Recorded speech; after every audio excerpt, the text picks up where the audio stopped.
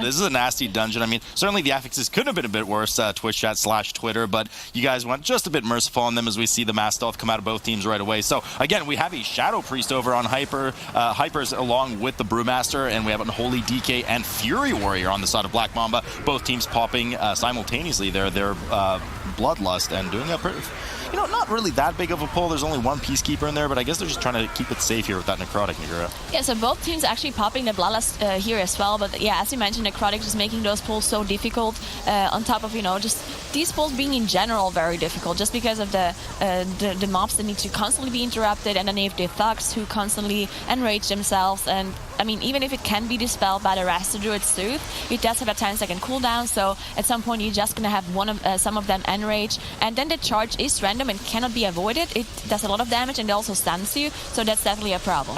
I'm sorry, is the Shadow Priest Shadow or Disc here? Because he was actually out, he was top healing spot there for a while above the Brewmaster, who has now just gone up to first while the Shadow Priest went down to third, and Moon is finally getting some healing in, so a lot of that support coming in. He's also topping damage right now on the Shadow Priest. Really nice to see here for the team now. Of course, it's always nice to talk about the damage that these teams output. We know Outlaw Rogue's definitely not the best in damage at all times, especially after the nerfs, but you got to question ultimately utility. What utility really, Nagura, are we getting from this Shadow Priest?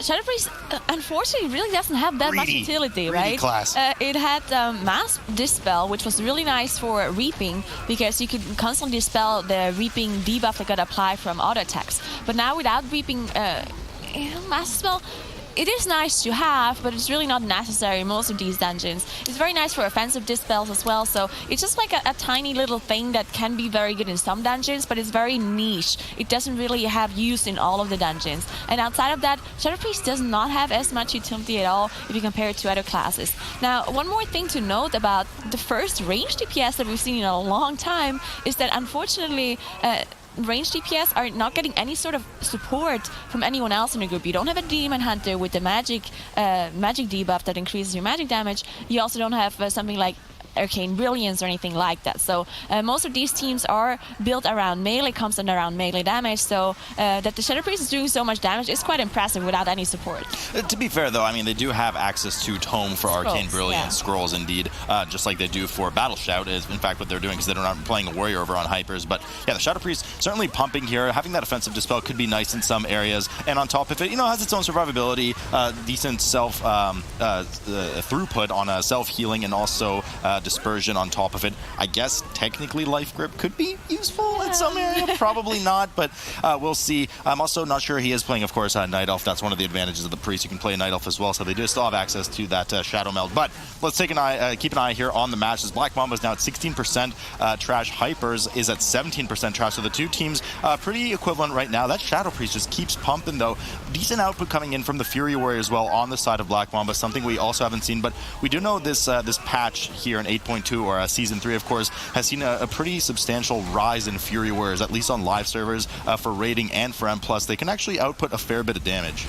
Yeah, and one thing to note about the Fury Warrior as well is that I actually thought we would see a Fury Warrior out of Buff Warrior Nerf Rogue, because they were the ones who brought the Fury Warrior into King's Stress last season, and their name, Buff Warrior Nerf Rogue, literally means that they want their Fury Warrior to be buffed and Rogues to be nerfed. So interesting to see that Black Mamba is actually pulling out the Fury Warrior here, and it's doing quite well so far. I'm more impressed by the Shadow Priest damage, to be honest, but to be fair, Black Mamba also has an Unholy DK, which probably destroys a lot of the smaller HP mobs before the Fury Warrior can even touch them. So definitely outshadowed a little bit by the Unholy damage. Yeah, certainly Unholy is topping here on the side for Black Mamba, consistently pack to pack right now, which can be said on the equivalent side for Hypres for the Shadow Priest. So certainly Matt is making good work of that Shadow right now. Hopefully it is worth the utility trade-off that they're losing as a result of taking the Shadow Priest in. And right now it seems to be paying off. He's just constantly a good 10 to 20% above damage of everybody, of the two rogues rather, in the group as they go from pack to pack. Both teams now,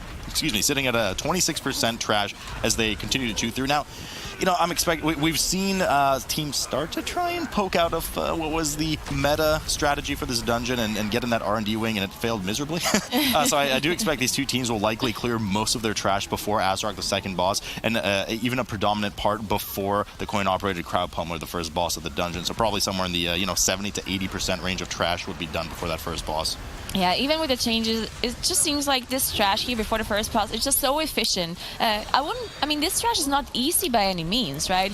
There's definitely very difficult mobs here with the thugs and with the assassins constantly needing to be interrupted, and then there's very bad RNG that can happen with the thugs. If your healer gets charged over and over in bad timings, your tank might go down, or your healer might even get one shot if you get charged multiple times in a row or at the very same time. So definitely not easy trash, but it's so efficient just because of this Peacekeeper and the jockey thing that happens. If you target the jockey, he will jump into the Peacekeeper, and then you get percentage for both of these mobs. And it's so much more efficient compared to anything else in this dungeon. Yeah, I like to see what Hypers is doing here. They're playing around that Shadow Priest prefers to constantly stay in combat just to generate insanity. So you can see just the raw damage output of this single pull technically. They've not gotten out of combat. The two rogues have done 20 mil damage, and the Shadow Priest has done 26 mil. They're constantly staying in combat to play around that Shadow Priest. Similar to, us always talking about playing around the Unholy DK, trying to do mass pulls on top of the boss. But unfortunately, Shadow Priest goes down right now. He doesn't have cheat death like his two rogue counterparts. Immediate battle res comes up, but that's going to be a huge chunk of damage lost for him as he tries to get himself back together. They don't have the battle res available for probably about 3.5 minutes or so as Black Mamba moving through here as well. Teams still neck and neck on percentage trash. Yeah, so I mean, the percentage trash is a little bit misleading here in MOTHERLODE specifically, just because these Peacekeepers give so much percentage. So if one team is on a pull, if they have equal percentage, but one team is doing a Peacekeeper pull that is very low, and the other one is doing a Peacekeeper pull that is very high HP, then it could be that one team is still very far ahead, just because Peacekeepers take a long time to kill, but once they are down, they give an insane amount of percentage. So, but still, they are very even between those two, and we haven't really seen any insane pulls. We haven't seen any like super big pulls coming out of those two teams, especially not Hypers. Seems like they're playing around this Shadow Priest, as you mentioned. They might not do any big pulls, but they constantly keep pulling mobs on top of their pull as soon as some of them go lower to keep Matthew in combat and just constantly play around him. SpaghettiOs here for Black Mamba as Wong goes down, as does the Fury Warrior. Unholy DK follows suit. Envy's trying to run around the corner in order to Shadow Meld and reset the pull. Moon goes down. Fortunately, Envy's did manage to get the Shadow Meld off, so he will come in and cast Revitalize, their Mass Resurrection on the group. I mean, this is just bad news here. 4 people dead. Staff is procced for Envies. They're just, 20 seconds on the board just from that, let alone the res time, all of the CDs that were wasted, etc. So advantage here already to Hypers, who is just continuing to plow through the rest of this trash right now at 48%. As Nagura said, you get those big chunks of percentage from the mechanized Peacekeepers too, but this is just, I would say 1F, if probably not the most trash-rich dungeon of the 10 dungeons in BFA, so there's just a lot to grind through for this dungeon for the two teams right now. And, you're absolutely right about the safe pulls, and we did MOTHERLODE once yesterday on day 1 of the East Cup, and the teams did equally slow, safe pulls. They don't want to overextend their reach with not only explosive, but necrotic on the tank either, so they're playing it slow and steady. But the problem is, you get a team, let's say one of the top teams in the West come in that doesn't play it slow and steady like this and takes it to the next level, takes it to the next gear, you're kind of forced out of your comfort zone. So these teams, it's great that they're both doing it now, head-to-head competition, but you can go faster than this. Yeah, most definitely. We've seen AAA yesterday get at 22 minutes 57 times, so we'll see how these two teams pair up against AAA, but we've seen a lot faster MOTHERLODEs from the Western region, definitely. Now, of course, Necrotic makes this a lot more difficult and explosive as well, but still, most of those mobs can be CC'd. You can knock them, you can put down a Ring of Peace, a Vortex, except the Peacekeepers, but the Peacekeepers really shouldn't be a big problem because they constantly just cast, so they're pretty easy to kite, to be honest, because they stand still, cast a shield, cast something else, so it's really easy to get away from them and to reset the Necrotic, so it should be okay for those teams with their coordination to deal with them. Now, unfortunately, what happened to Wong earlier, I believe, was that the Laborers just one-shot him once they pulled him, because they, as soon as Laborers get engaged, they cast Throw Torch, or Throw Wrench, sorry. Throw a wrench in your program. That does a lot of physical damage, so if you pull a lot of them at the very same time, it does a huge chunk of physical damage to the tank, and I believe that's what happened to Wong here. Now, the Western region actually had some very interesting strategies where they had a rogue pull them and misdirect them and just use the cooldowns to survive the wrenches, but no such thing happening from Black Mamba, and Wong unfortunately going down. Yeah, you hate to see it. It is a high spike physical damage, but you expect something like a Warrior to be able to handle that. Yeah. Pretty sure they're blockable, if memory serves correctly, from live, so it's just unfortunate. Maybe he was just between blocks there, or wasn't paying attention, or kind of miscalculated just really how much spike damage would have come in Hopefully Title's had a good look at that one and he can tell us exactly what happened later. But Hypers here now 58%, 59% trash on the board, and they have 8 seconds left until their Bloodlust, so they're going to probably want to use that on the first boss. They could even technically combine that with some trash. Very dangerous. It's actually, you know, thinking about it, we haven't really seen many teams combine trash with this first boss. These affixes certainly allow you to do it. We saw in Season 2 Reaping combined with the first boss, but never really a lot of trash. So these teams really respecting how dangerous things like Peacekeepers and just how much babysitting you need to do on things like Vendors and as well the mech jockeys. So I guess they deem it's not worth the risk, and looks like they're just going to keep chewing through here. Both teams, of course, because they pop their Bloodlust at the exact same time at the beginning, have access to their second Bloodlust. So we'll have to see where they end up using it in a moment. How is tank damage on the first boss? I never really thought about it. Does it do a lot of tank damage? No, it's really not that bad. I mean, so it would be okay with necrotic, because I mean that's one issue I can think of if you pull trash on top. But this is certainly not a boss that comes to mind that crushes tanks or does immense amounts of damage. Now, if you keep him in the coin piles constantly, or you miskick one of the foot bombs and you have increased damage taken, you know, everybody in the group's in danger then. But it's not a particularly daunting boss for tanks, so that certainly wouldn't be a factor in considering whether or not you can pull a bit extra, especially because the boss does cast a fair bit, so it's pretty easy to reset your necrotic on this one if needed. Sure. So we also have another Bloodlust coming up here from Black Mamba as they're fighting a coin-operated crowd pummeler here. We don't see any. I don't think they pulled any trash on top, as you mentioned. But very good usage of their Bloodlust, as we are at 11 minutes or 12 minutes almost into combat here. So that means they got the very first Bloodlust on the first pull, and now they got the second Bloodlust. So it's very likely that they will get a third one later on in the dungeon, probably on the last boss, as we mentioned. AAA had a 22 or almost 23-minute time, meaning it's definitely a 3 Bloodlust dungeon for them if they continue like this, continue to pull slower, as both of those teams are doing. Now, Hypers, not on the boss yet, but they're 12% ahead in trash percentage. Crowd Pummeler, unfortunately, grabbing some of those coin piles off the ground, which increases his damage permanently by 10% per stack for the remainder of the encounter. But should be no problem for Black Mamba here, as it's about to get killed. 2% now on the boss. Hypers still finishing off a bunch of their trash that they sit at soon to be 79 or 80% once that mech jockey gets finished off by the group. And they're probably going to look to pull right away, at least for the sake of the Shadow Priest, just to make sure that he gets as much damage output on the boss as possible. So they mount up and waste absolutely no time getting started here on the coin-operated Crowd Pummeler, first boss of the dungeon for Hypers. And it looks like they're holding on to their Bloodlust. You know, not atypical to see this from teams. They usually wait until the foot bombs go in just to get max uptime, so we'll see if they opt to use it here. But another death coming in on the Fury Warrior, poor Fury Warrior, on Black Mamba right now. A lot of damage coming in. Wong's barely hanging on. They're still dealing with some of the pre-first boss trash, so it's not even the Rock Lances that are decimating the tank right now. Hypers has not decided to commit their Bloodlust to this. Yeah, interesting to see. I mean, it is a fortified dungeon, and usually in fortified dungeons, it's not uncommon for teams to save their Bloodlust for trash, but coin-operated Crowd Pummeler is a boss who does get a damage increase on him, so it's definitely very efficient to use their Bloodlust here. Now, I wonder if they want to save it for the trash that is right after this boss, which is very dangerous, and we've seen some teams save it for that, where they just pull a couple of trash groups together, and it's very dangerous. So saving Bloodlust for that is not a bad idea either. Yeah, not a bad idea at all. And also, you know, perhaps a bit of an advantage actually here for the Shadow Priest, because a lot of those casters coming up, the Geomancers, cast that Earthen Shield on themselves or various allies, which can be dispelled. So one good Mass Dispel will buy them a bit of extra damage on those ads instead of allowing them to heal up through damage. We'll have to see. Now, we do know that there is a Void Emissary present just beyond the reach of this coin-operated Crowd Pummeler leading on the way to Azeroth. Most teams kind of hug the right side and deal with a 3 to 4 pack pull, but we've seen some teams try to, quite unsuccessfully, might I add, brute force a 4 to 5 pack pull on top of the Void Emissary and try to cleave it down and kill it as quickly as possible. That has not worked out well. So we'll see if these two teams have learned from that, or if they choose to brute force it as well, maybe successfully. Hypers here has downed the first boss, sitting at 79% trash. They have not Bloodlusted, meaning that Bloodlust should be coming up here, and it looks like they are going for the Void Emissary right now as they get right in there, and a lot of trash joining them on top of it. Got to keep an eye on those Earth Shapers. Those Rock Lances absolutely destroy tanks. Now, you know, kudos here to the Monk a bit. They do stagger 35% of magic damage from their top-end stagger, so it does help them a bit with sustain, essentially, over a Warrior tank, but it's all eyes on the Void Emissary. If that thing doesn't die before it gets its third pulse off, that's all she wrote.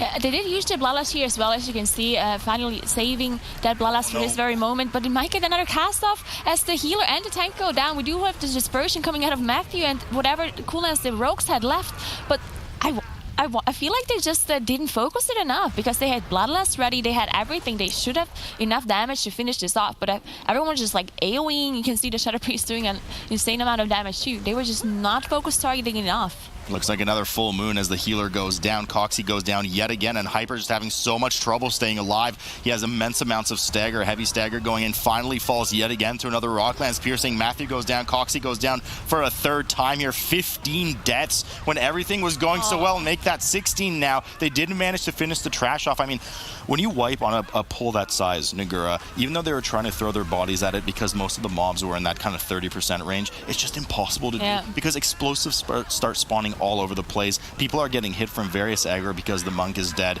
It's just an absolute mess. So they just cut their losses, they let the mobs reset, and they try to kill, they pull the remainder of what they had left here. Coxie taking another big hit right now as Hyper sits at 80% trash, 16 deaths. You know, they went into that pull with 79% trash, and they ended up with 16 deaths and 80% trash. Not worth it at all. No. Avoid that Void Emissary. There's no point pulling it. It's an absolute waste of time, and it's a disaster. Black Mamba's been able to catch up now. They're sitting at only 5 deaths only. And they're sitting at 87% trash. And look, there's the Void Emissary. They just ran right by it. Yeah, I also think, like I said, if they saved their Bloodlust for this very moment, that meant they're gonna get one less Bloodlust usage, right? Because they saved it up until like 15 minutes into the dungeon. So 5 minutes without a usage at all, and then they used it finally for this very moment, and then it didn't work out. While Black Mamba, they were just going to the boss as soon as Bloodlust was ready, popped it there, so they have it again at the very end of the dungeon. So Hyper's getting one less Bloodlust usage just to do this pull with the Void Emissary, and then they're not even focusing it enough and just having a full team wipe. Like, this is just definitely not worth it. I think we've seen actually very similar tries by Western teams too, where they tried to pull this Void Emissary and it just didn't work out, just because the trash around the Void Emissary is also just insanely difficult to deal with, especially with Necrotic and Explosive too. So you're just basically killing the explosives, you're basically kiting everything and keeping the tank alive, and then on top of that you also have to focus the Void Emissary. It's just too much. Yeah, no, it's a rough one for sure. Hypers is now pulling the remainder of their trash as they make sure to constantly dot or damage the Enchanted Emissary on the side. It was feared for a moment, now it's trying to get back into the pack. A bit easier for them to handle, probably because the Shadow Priest can just keep dotting it. Helps him out with some Insanity generation as well, so easy for them with this Enchanted Emissary. Something that Black Mamba has already dealt with, who has snuck in another death while Nagura was talking there, so there it puts them up to 6 deaths now. They still have 10 more to go to match up against Hyper, so a lot to overcome here as Hyper just getting absolutely dunked on his Brewmaster. 5%, he's just ticking down so rapidly. He only has a 10 stack of Necrotic, which is not that much. That's only 20% reduced healing, just taking so much damage from these Rock Lances that aren't getting interrupted. You could see that because of the debuff. It actually just faded, but it does put a damage over time component on you. Their interrupts are not spot on. They're essentially kind of missing an interrupt. You have a Shadow Priest that has a 45-second cooldown on his interrupt, so Rock Lances are just leaking left and right now. Yeah, especially if the tank needs to start kiting, right? And that's what we've talked about with tanks as well. As soon as a tank starts kiting and Hyper actually going down there as well, then not only are you missing the damage, everything is moving around, so everything you lose a little bit of control over the pull, and you're also missing an interrupt as well. And that's very important, especially if you're running a ranged DPS, and just the same thing happening to Hypers again. This is something that happens in MOTHERLODE a lot. This is something that I remember from pucks where you just pull this, the tank dies, and just a chain reaction because people constantly release, they run back in, and they die again. And this is exactly what's happening to Hypers right here. They were ahead up until this trash pack, and they're just now finally done with it. 19 deaths, very far behind at this point. Just this whole pool, just a huge problem for Hypers. Well, Black Mamba there on Azeroth 60% and 99% trash. Yeah, I mean, it's looking for, I mean, trash is fine technically for both of them now, but at what cost? You know, Hyper's sitting at 19 deaths, as Nagura mentioned. Hyper dying again, Spider dying again here. Looks like they failed their skip. Are they not Night Elves? No, they are Night Elves. And Spider is a rogue, but it looks like full team wipe coming yet again out of Hypers. Explosives went off. It looks like somebody accidentally aggroed the boss early. Yeah. I'm not sure exactly what happened, but nonetheless, much more disaster coming in for Hypers as Black Mamba is at 33% on Azeroth, looking to finish this off and then move forward. 5 stacks of the bleed, though, on Moon right now is going to be really hard to heal, proccing his cheat death. Huge amount of HOTS coming in right now. It refreshed to 6 dots. It's ticking for over half of his health every time. Envy's just too much to handle as an explosive goes off and finishes him too. Battle res immediately pop, though they have 2 more remaining. So, you know, in a world where your opponents have 24 deaths and they've not started the second boss, 1 extra death is not horrible relatively for this match, but this is not what you want to see as top-tier play going in and trying to qualify for BlizzCon. So Black Mamba now in the single digits of percent on Azeroth, looking to finish the boss off as Hypers finally recollects themselves and starts on the boss as well. This is definitely not something you want to see. I mean, Moon, you know, doesn't has a cheat death ready, and he's like, you know what, I'm just gonna off tank these and then just heal me forehead, and it doesn't work. You know, you can't do these kind of plays in the MDI. You can't just off tank those ragers and let's get the fixate through, especially if you fix it by 2 of them. So definitely want to see a better play out of Black Mamba as well, not just Hypers, who still are having problems here, had to use another battle res as well. But yeah, Black Mamba yesterday, I was putting it on nerves yesterday because Moon specifically said that they're nervous, and they switched out all 3 DPS players, so it's definitely, you know, you can give them 1 bad day, but today is a new day, so I hoped that they would play better today. Seems like they're still having some trouble though. It's having some trouble indeed, and more trouble for Hypers as well. Yeah. I mean, while you're saying that, 2 of them died immediately. Matthew now dies. They've already used 2 battle reses on Azeroth. They don't have a 3rd for Matthew. It goes down. If I were in Twitch chat right now, I'd be typing anywhere from 8 to 12 question marks in a row because I'm really confused as what's going on. I mean, they certainly didn't have this kind of performance yesterday. Their rhythm is off today. 27 deaths, and they're going to have to 4-man the rest of this. Fortunately for them, fortified boss. But Black Mamba has done their skip, looks like properly here, leading from Azeroth towards Rixa Flux Flame, but it looks like a couple explosives went off and finished the unholy DK. Fury Warrior managed to survive just by the skin of his teeth there. But 8 deaths on the board for Black Mamba as they get ready to pull the 3rd boss. 27 deaths for Hypers, who still is missing 2% trash and is only at 46% on Azeroth. Yeah, I just want to mention again, Black Mamba, you know, I mean, yeah, they're ahead, they're winning, but at this point, they're 22 minutes and 30 seconds in the dungeon, and AAA, they finished the dungeon 22 minutes 57. So they're in 20 seconds, the dungeon would have been finished for AAA. So Black Mamba actually being kind of lucky that Hyper's having so much more trouble than them with those 27 deaths, and just, you know, continuing to having people die. Black Mamba still needs to improve their play next time around if they play against other teams who do not die 27 times. Who did I? How mean of you. I'm sorry, Will. Laughing at. But well, I mean, the next map's not going to be an easy one either. So that's the shrine, yeah. That's the shrine map. So the next map's arguably even harder than this one. But Hyper is now finally getting Azeroth to the single digits of percent. 6% left on the boss as Black Mamba's already chewed through half the health of Rixa Flux Flame, making sure to properly rotate. As we all know, the 2 closest members' proximity to the boss will be the ones that receive the chemical burn, tank included. So you can spell reflect it. Any form of immunity works. You can pre-AMS, you can pre-cloak it, etc. And of course, the healer can dispel one of the 2, so no problem for them in this particular composition to deal with Rixa, who deals a quite heavy amount of fire damage. But what are you looking at this time? Hyper got hit by a bomb and he was like flying in the air. It was beautiful. He was a tank, so he didn't die. Just did it for you, you know, just to show off. He probably did. So Black Mamba, they're about to finish off Rixa Flux Flame here. Of course, they don't need to do any more trash, so they're just on their way to the last boss. And now they have their Bloodlust ready, which I assume they're going to save for the last boss, or they want to, you know, save it for the next dungeon. Not sure. We'll see what they do. But yeah, they're going to skip the trash here. You can, in theory, Shroud up until the very last machine that does have True Sight, and then in theory you can, you know, just have someone pull it away and go through, but that's something you don't need to do if you have Shadow Melt on your whole team. So we just see everyone just, you know, walk up, run through, Shadow Melt off the aggro at the very end. Vong actually off-tanking it a little bit just to make sure that no one else dies on the way. He does drop very low, but I think he got the Shadow Melt off. Yeah, there we go, he's alive.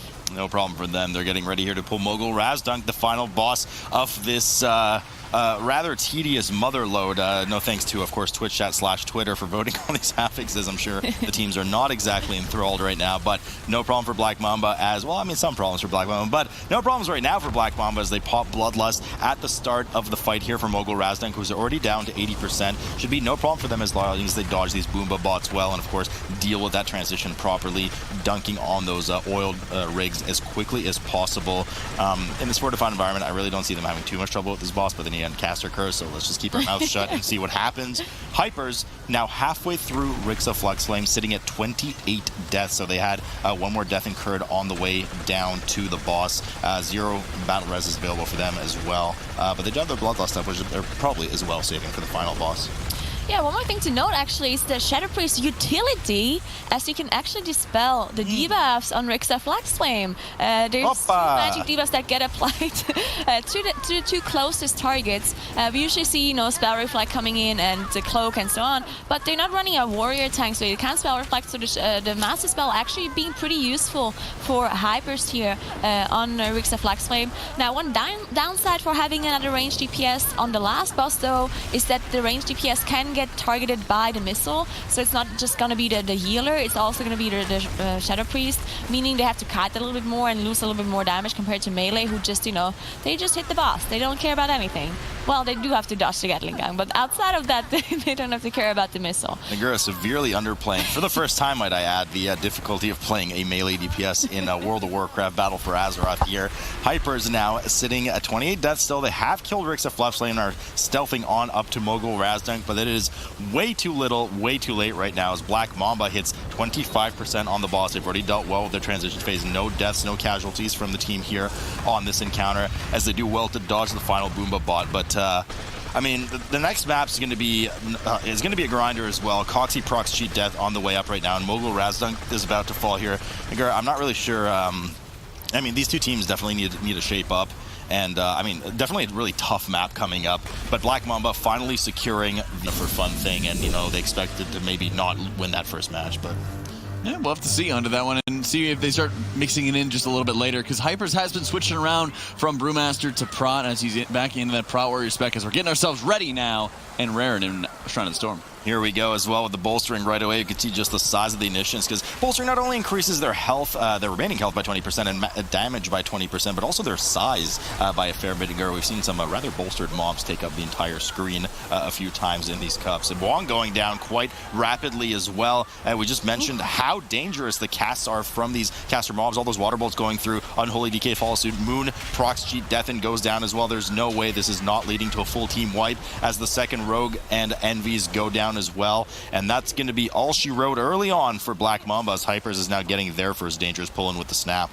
Yeah, this is one of the snapping pulls that I talked about and how dangerous they are, just because if you know, some of the mobs don't snap, or one of them evades, or loses aggro, or resets, then you're just gonna have so many difficulties. That's exactly what just happened to Black Mamba. They didn't do the snapping properly, had some casters still on a bridge, casting, killing the tank, and then everything just falls apart as soon as your tank is dead, because it's so difficult to get these casters back, and you can't kite them either, right? Because you need to interrupt the cast, but if your Rogue is running all over the place and nothing is stacked up, it's so hard to control these kind of pulls. Now, Hypers doing a much better job at dealing with the snapping pull. They did use their Bloodlust though, so definitely committed to Bloodlust. You can see they're going a little bit slower.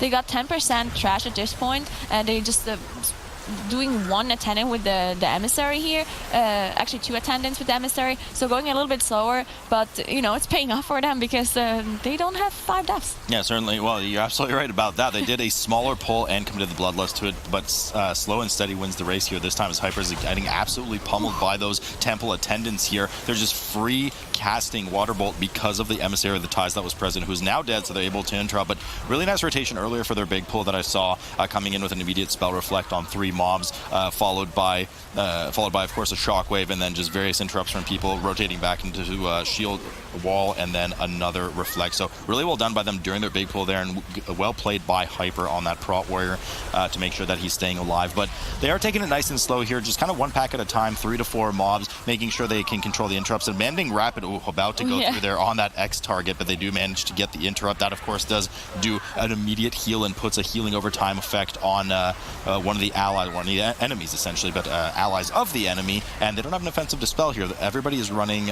Alliance. There's no Shadow Priest in the group, there's no Shaman, etc. So if that goes off, you are in trouble, especially in this bolstering environment, because then you're going to have to play big time catch up on that one mob, Nagura. So Black Mamba is doing a snapping pull again, but they pulled the Emissary of Tides on top of it, which I assume has to be a mistake. They also pulled the Templar in very late, so now they're not going to have any interrupts on any of these casters. So I assume one going down again. I just assume they did not want to pull this Emissary and they just accidentally body pulled it. So definitely can't do a pull like that while having an Emissary of Tides on top of it. All these casters not being able to get interrupted, having a Templar as well, just buffing them, it's just impossible. So they definitely have to figure something out with this pull. Either they have to just go one by one, just do it smaller, or they have to be more careful to not aggro anything. Yeah, I mean, I would love right now to be... well, first of all, that was a big misplay from Wong. Wong is getting pummeled by cast that cannot be interrupted. He didn't use his shield wall. He didn't use his second spell reflect. And Warriors, as many advantages as they might have in strengths, sustained incoming heavy magic damage is not one of them. You can only spam Ignore Pain so quickly, and you have so many cooldowns to cycle through. Maybe he gave up?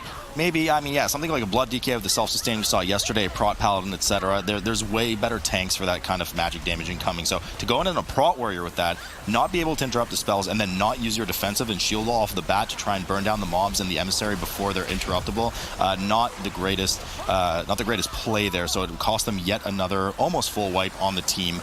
I'm also very curious to see if these two tanks with their Edict have transformed it into a Magic Absorb.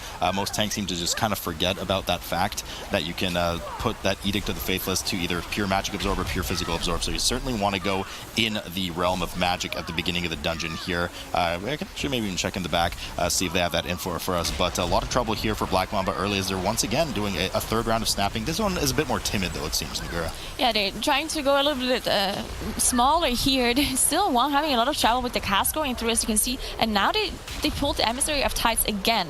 So I'm not sure if this was a mistake again or if they pulled it on purpose, as they're just knocking it back and using the Chain of Ice from the DK to slow it down. Now it's rooted in the back, so they definitely did control it now, finally. They should be able to finish off this pull now with the Emissary being CC'd in the back. But yeah, definitely having a lot of trouble with this pull as they now finally finish it off, as they only have to deal with the Emissary of Tides now. As Hyper is already on Aquaseer, and I mentioned before that Hypers played this shrine already yesterday against AAA, and they had a very clean run. They did lose because they were just slower, but they only had one death, and this is working out for them right now. They don't have to be super fast on Hyper's side. As long as they finish this normally, as long as they don't have any huge wipes, then they should be pulling ahead. Right, you are, and Heldis is indeed on top of the boss right now. You know, we saw this yesterday from most of the teams. Just make sure you, obviously, of course, don't kill Heldis before you kill the boss. It will bolster the boss, but other teams did that quite well yesterday and will likely do that quite well today. They're trying to take advantage of the rune that he puts on the ground. It's a 25% haste increase while you stand within it, so a nice little DPS boost. But, you know, you were a bit critical about that yesterday, Nagura. You felt like perhaps it's not worth pulling it during the boss's first phase, just because you spend so long having to heal the group. You can see that pulsing damage coming in right now from Moon. So is it really worth the gain for everybody to get 25% of haste early on? Tough to say. I think it is. You think it isn't, but, you know, we always disagree on everything. So what can I say as they go to the transition here? Aqualing #1 dying here for Hypers. They, of course, as always, have to kill all three of those Aqualings in order to reform the boss. I just think you should pull it a little bit later, not like at the very start of the boss, just because then you just have to hold off damage on Heldis so much. You don't get super efficient cleave out of it, I feel like, just because, of course, you can't kill her early else they bolstered. So it's just a bunch of off-healing that you have to do, and I mean, they probably figured out that it's worth it, else they wouldn't be doing it. So kudos to them, as they probably tried either strategies. And we see Black Mamba finally being able to also get to the boss area here, as to deal with this one trash pack right in front of Aquaseer. You can see the Enchanted Emissary just constantly being knocked, but what I assume is the Rasta Druid dealing with it, and then they're on their way to the boss as well. Now, they did save their Bloodlust up until this point too, which definitely a mistake if you think about it now in hindsight, because you know, if they had this Bloodlust in the very first pull, maybe the wipe wouldn't have happened, but they wanted to save it for the first boss. But at this time they're already 8 minutes into the boss, so saving Bloodlust for 8 minutes is definitely a mistake in hindsight. Yeah, I mean, well, they probably didn't, predict it. They have did not the predict issues that they did. I don't think yeah. it's part of their practice regime. We see Envy's here, of course, doing the stutter step pull close to the initiates. Hopefully we get a good view of it in just a moment. Because, every time I do this on live or just in general, people watch the MDI, they're like, how do they do that? So that you can actually pull these initiates either by stutter setting up the side or pulling one of them off to the side, as you saw there, without grabbing Heldis as well. It is, you have to do it during bolstering because those initiates have virtually no health, but they do bolster Heldis. So they do that and immediately grab Heldis here as they pull Acusir. Here finally comes the Bloodlust on top of Acusir for Black Mamba as they look to desperately catch up after their fiasco early on in the dungeon. Hypers has dealt with the first boss and is now just taking a second to decide what they want to do. And it looks like we've already pre-positioned a Hyper on top of a Brazier right now as Spider's actually stealthed in past the Void Emissary, popped tricks at the trade, and immediately snapped all of the mobs within the that kind of room within Runecarver Soren's room on top of this Brazier. So a really clever play here by them, Nagura. Yeah, here just showcasing another beauty of the utility of rogues, to be honest. I mean, let's be honest. There's here, another one? People constantly keep talking about rogues. Oh, it's the Shroud that needs to be nerfed, Shroud. But let's be honest here, Shroud is not, like, you don't need 3 Shrouds or 2 Shrouds even. You can do most of the dungeons even without Shrouds because you have Night Owls, right? Shadowmelt is basically just a better Shroud. So Shroud is really not the one thing that makes rogues so good. It's those small utility things that by itself might not be the most OP thing in the world, but if you count them, if you add them up, all those small little utility things, that's what makes rogues so great. Just having the tricks of the trade, having stealth, having sap, just being able to go through, as you just saw on Hyper's side, being able to trick those mobs on top of Hypers and just snapping him there. It's something only rogues can do, right? So definitely just showcasing the power of rogues here as well. Indeed, and of course Cox just pretty much single-handedly destroying that trash with the prowess of Unholy DK and mass AoE there. Now, as clean as it was from Hypers there, snapping everything on top of the Brazier, we have seen other teams very aggressively run into the room in line of sight around the pillar, so arguable what exactly saved more time, much cleaner of a pull for Hypers, but you did have to backtrack and wait a bit for the Rogue to get their stuff done. So either way, well done by them here. Spider unfortunately gets clipped by one of the Whirlwinds and procs his cheat death. Won't have that available again for those 6 minutes. Bloodlust coming up for them in about 50 seconds. They'll likely dedicate that to the Council boss, Brother Ironhull, and Gale Caller Faye coming up. 45% trash on the board as Black Mamba still dealing with Acusir, who has just finished his transition phase and re-emerges at 17%. Yeah, so we'll see them very likely skip this elemental here in the bridge, as we've seen.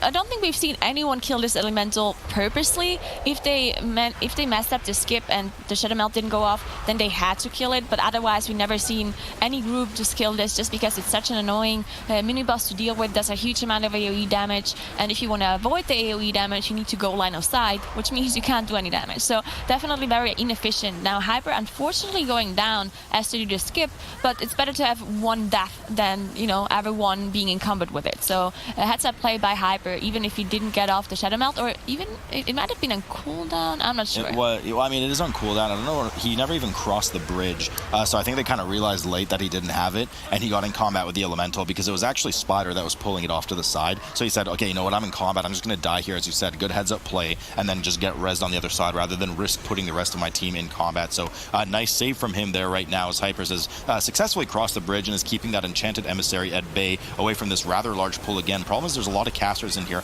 and these temple attendants do just that water bolt that we saw earlier in the dungeon for mass amounts of damage. Very dangerous for the tanks running around in circles, and the problem is the mobs end up spreading out because you have casters in the back not getting interrupted while these Ironhull apprentices chase the tank around in corners. So it could be a bit of a nightmare in this bolstering environment, but it seems that Hypers handles this very, very well. Make sure to interrupt the outer caster so they come back in and everything gets cleaved down well. Now, here's another kind of scary situation. A lot of teams have issues with these initiate pulls, bolstering something they shouldn't, or allowing the initiates to run off and in fear and bolster something else. But it looks like they're just going to put him right in the water and cleave him in there, Nagura. Yeah, they're doing a really good job. Hyper actually going down here as all of the initiates ported on top of him, just meleeing at the very same time. So this is also this is also something we've seen in the past. The tanks had a problem with dealing with these initiates as well. So definitely see the strength of getting melee hit a million times at the very same second. Even though each initiate was probably not going to do a lot of damage, but because of the snapping and all of them attacking at the same time, this huge problem. As Matthew goes down as well to one of the bolstered initiates. initiates. It's These probably are, getting aggro there. These are some big boys. They're pretty big. These are some very large initiates right now, and you can see why they intelligently cleared. Oh, Coxie getting smacked in the face there too. Just a mean right hook to the jaw. Oh, wait, this is a big problem. This is a very big problem right now because somebody has to finish these initiates off, but it looks like they're actually going to finish them off instead. I mean, we were saying just how dangerous bolstering is. These initiates by themselves, who cares? Easiest mob in the dungeon. They provide no threat. I don't even think they're elite level mobs, but when you have 20 of them, because there's 5 packs of 4, and according to my NA math, that is 20, and you have 17 bolster stacks on 3 of them at the end. Yeah, it looked like they had a sliver of health left, but that sliver of health is probably like 2-3 mil HP. And I mean, one melee swing finished everybody off, not only the tank. I mean, I just kind of laughed there because Moon just tried to innocently get involved, and he got near one of them, and they just right hooked him right in the jaw and finished him off. So a bit of sloppiness coming in from Hyper. And I mean, this pull is it's really nasty on bolstering. They were smart to clear the area past the bridge early on Nagura, just to make sure that you saw how many directions those initiates ran before they tried to finish them off. So they easily would have pulled something on the side, but it was just too much to handle with those last 3. And that was definitely a huge misplay by Hypers coming in here. I mean, we've seen the Western region actually completely ignore these initiates whenever there was an affix, an on-death affix, that made those initiates just very hard to deal with. For bursting, for example, we've seen the Western region just, shroud past initiates, don't deal with them at all, just only pull the ones that are in the boss area, because, the initiates themselves, they're not a big problem, but if you have an affix like bursting or bolstering, then all of a sudden you have these huge problems. So maybe a mistake to pull them at all in the first place, but even the way they handled it, I mean, yeah, if you bolster them a couple of times in the end, as long as Moon would have stayed alive or shadow melted off the aggro or something like that, he could have rest. So definitely big time was here by Hypers, and this is a chance now for Black Mamba to get into the game. Now, Black Mamba's still behind at this point, but when you look at the death counters, they're completely even now. So there's definitely a chance for Black Mamba to come back. Yeah, Black Mamba is certainly a bit behind, but they're only 4% trash behind, and they haven't done the big pull that Hypers has. So they're actually technically ahead, or will be ahead on trash at this point once they complete the same pulls that Hypers done. They just killed some more trash earlier in the dungeon, so it puts them at an advantage, at least in the sense that there's something else that they will skip later, likely along the bridge right now. Hypers just dealing what is now, of course, a simple pull on the side with the 2 patrol plus the 3 remaining initiates, all in different packs. You can see them in a more kind of isosceles triangle in that circular area, just grabbing all of them together, all 3 of them together, and cleaving them down. Here as Black Mamba just finishes off this quite buffed Iron Hull apprentice and gets ready. I mean, let's see how they deal with their 20 initiates in a moment. Yeah, I mean, just all eyes on Black Mamba here as they try to get ready to pull those initiates. You can see the double Sap come out of the rogues here. Now, Sap is one of the only CCs actually is a true CC, does not put your team in combat with them. Uh-oh. Oh no, okay, so you broke the Sap. Why you gotta curse them, Nagura? Why you gotta curse them? Okay, so usually Sap makes them not in combat, and therefore they would not be bolstered. But someone broke this up somehow, and now they bolstered these apprentices, and now they're gonna have a full team wipe unless they get a shadow melt off. You see, okay, so good heads up play by the rest of it here, getting the shadow melt off, being able to rest everybody and get out of combat. But yeah, in theory it will be a true CC. You just gotta not break it. Who would break that CC? I mean, they did keep it very close by, so somebody accidentally could have clipped it, but it was me, smiley face. Hypers here has already pulled the Council Boss, Brother Ironhull 85%, Gale Caller Faye at 53%. So once again, Hypers kind of gave Black Mamba a freebie here. Black Mamba squandered it, not nearly to the same level as Hypers though. They did have the good heads-up play that once things started going south, immediately you had Envy's Shadow Meld, as Nagura mentioned, in the corner and save the rest of the pull, cleaning up the rest, and now they're about to pull the second boss too. They are 5% ahead on trash, but have accrued another 3 deaths from that sloppy play just earlier. Hypers now looks like they're trying to deal with a more inefficient strategy of getting one boss down early, but we can just see the danger of this high tyrannical boss, and with the amount of interrupts they have, even that's not enough. Spider getting hit by one of the tornadoes as both teams sit at 2 stacks right now. Matthew unfortunately getting hit as well, but they do have the battle res available. Finally, he dedicates his GCD to it and gets him up. No battle reses now for about 3 minutes. GCD, it's a cast time now. Thank you, Blizzard. That's true. I think you guys are the only battle res with a cast time, because DKs don't have a cast time. They have resource. True. And Warlock who am I does have missing? a cast time. That's true. Warlock does have a cast time as well. Oh man, you guys suck. That is true. Druids suck, right? That's why we don't see any of them. you know, actually, Guardians can. It's just a GCD battle res. It just takes 30 true. rage. So Yeah, maybe we should get some Guardians in here instead of Rester Druids. Druids can instant rest too. Rest Druids if they're in bear form and have the rage. But you just don't have a way to get the rage. So Yeah, well, then you have to use an unless extra you taunt GCD the just to get boss, into bear form. yeah, Not very good. That is true. But they could try. No, so anyway, I'm excited for this game now because it's a lot closer than it felt like at the start.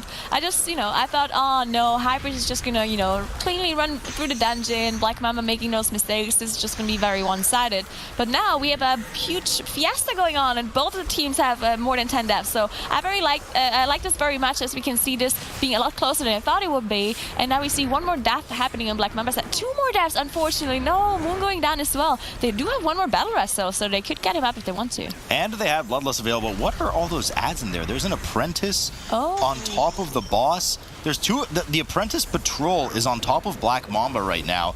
They pulled it. I don't know. I didn't see if they pulled it on purpose. I will doubt that they pulled it on purpose at the Probably boss not. because it is a bolstering environment. That they have to kill the boss before they kill these apprentices. Now they can't just get them out of the way. Wong debuffed here from the Iron Hall apprentice with that Sunder. He already has 4 stacks of Gale Caller phase nature taken debuff. That's 120% increased damage taken from nature from these whirling tornadoes around the area. I mean, Wong is doing anything he can to survive. Finally, Gale Caller Fae goes down. That should buy them a lot of breathing space to just focus Brother Ironhall down. Make sure that they do not kill the 2 apprentices on top of Ironhall, because that's just going to be a double bolster stack. Last thing you need is a heavily tyrannical boss getting bolstered. Hypers here has dealt with the boss and is now doing their pretty substantial play. I believe there's a lot of enforcers in there. Yeah, there's a lot of enforcers in there. Hypers just gets dunked on by the enforcers with their deep smash, and Coxie follows suit. Moon with the good heads up play this time runs off and gets ready to shadow meld. Yeah, hopefully Death gets the shadow melt off here, else they're going to be wasting a lot of time. And I believe he got out of combat. There we go. So Moon is going to be able to use the Mass Rest here. But now what they're going to do, because Hypers used all of his defenses here. You can see on the buff. Actually, no, he just got the shield wall back up, so that's probably why they did wipe. Hyper's just not having that shield wall available on the pool when you have all of these enforcers doing so much damage. Without a shield wall, that's definitely a very risky pull to do. But now with the shield wall available, maybe they can actually just pull it off. They could probably pull it off. The problem is the Rogues don't have Adrenaline Rush, so they've kind of committed some CDs, and it looks like the Unholy Deke has, well, his army's still on cooldown, of course. I think it's an 8 or 10 minute cooldown. 10, I think. 10, yeah, okay, so well, either way, very long CD. Finally, we do get a CD being popped here from Cox, so they're looking to try and finish off this Ritualist/Enforcer pack. But, this gets out of hand real quick. Hyper taking a ton of damage right now. He's already committed his shield wall. That is off cooldown, does not have Last Stand available. Of course, he's demo shouting like a madman. That is available very frequently. That's why you don't see it on top of the buffs there. But outside of that, that's only 15% DR. He's running for his life right now, and these Enforcers are not getting slowed very well. So heroic leaps to the other side as the rest of the group makes sure to interrupt the Ritualist that is amongst the 4 Enforcers. I mean, if they reach Hyper, they can very well just deep smash him to death, and that's exactly what happens. He gets caught on the side. Not enough slow here as Spider falls too, but they do try to get the battle res up and finish off the pull as the mobs are just so low already. I have to question their setup again, because I mean, they're running a DK. Both teams actually running a DK, which just seems like something you don't want to be running in a bolstering environment in general. And then especially with this bolstering affix, it seems like you want more CC. And I do believe a Windwalker just provides more CC, because especially this Ring of Peace making kiting so much easier once the mobs are bolstered, which is pretty inevitable if you have those bigger pulls, right? If you have 5-6 mobs on top of each other or even more, then you just can't kill the mobs the very exact same second. So having this CC helping out the tank at the very end once the mobs are bolstered would just help out so much, I feel like, because the single grip is not going to do that much. I feel like it's even, I mean, yeah, it's going to help for casters to grip them in just so they're more stacked up. But outside of that, I just do prefer the Ring of Peace here, and the AoE stun for that matter. Yeah, the problem is Hypers just really didn't kind of get enough support. Just spot death here from the Unholy while they kind of skipped up the bridge. So both teams are in the same position at the same death count as well. They've had their own choose your own adventures to get here, but both teams sitting at a pretty 15 deaths on top of it. But what I was going to say is, Hypers was doing the best he can to kite around there, but a lot of the mobs weren't slowed properly. So it just, I mean, Warrior is not the best in that sense for kiting. You do need external support. I mean, Warriors are mobile, but somebody has to slow the mobs. Yeah. You're not just going to outrun the mobs constantly at full speed. Like, you only get one heroic leap every 30-ish seconds, of course, depending if it's talented. So, I mean, it just wasn't enough, and they ended up catching him and clipping him because that deep smash range is about 15-20 yards. But, you know, that was all she wrote. They did manage to recover, and they are now on the bridge, right, moving away from these frontal mental assaults as a Hyper makes sure to stay away from these very bolstered mobs. Black Mamba working on the same pull that they just downed here. 81% trash for Hypers right now. Black Mamba about to finish theirs off and get to probably about 83 or 84%. Yeah, Black Mamba, unfortunately, having this very unfortunate bloodlust timing because they did use it only one time as far as I'm aware. I remember it was like 9 minutes into the dungeon that they used their first one, and now it's ready again, but now they have to save it for the last boss. I mean, it's not necessary at this... I think most of the teams actually saved their bloodlust for the last boss, and I know it was necessary in the spring season on a fortified setting because without the bloodlust you would not be able to one phase. But this with the tyrannical environment, you're gonna get 2 intermission phases anyway, so I'm actually questioning the bloodlust usage by those teams. I don't think it has to be saved for the last boss, so getting 1 extra bloodlust usage off just to, you know, just use it randomly whenever it gets ready might actually be more efficient for those teams. But Black Mamba choosing to just hold on to their bloodlust at this point, only getting 2 usages out of it in the whole dungeon when they could have had 3.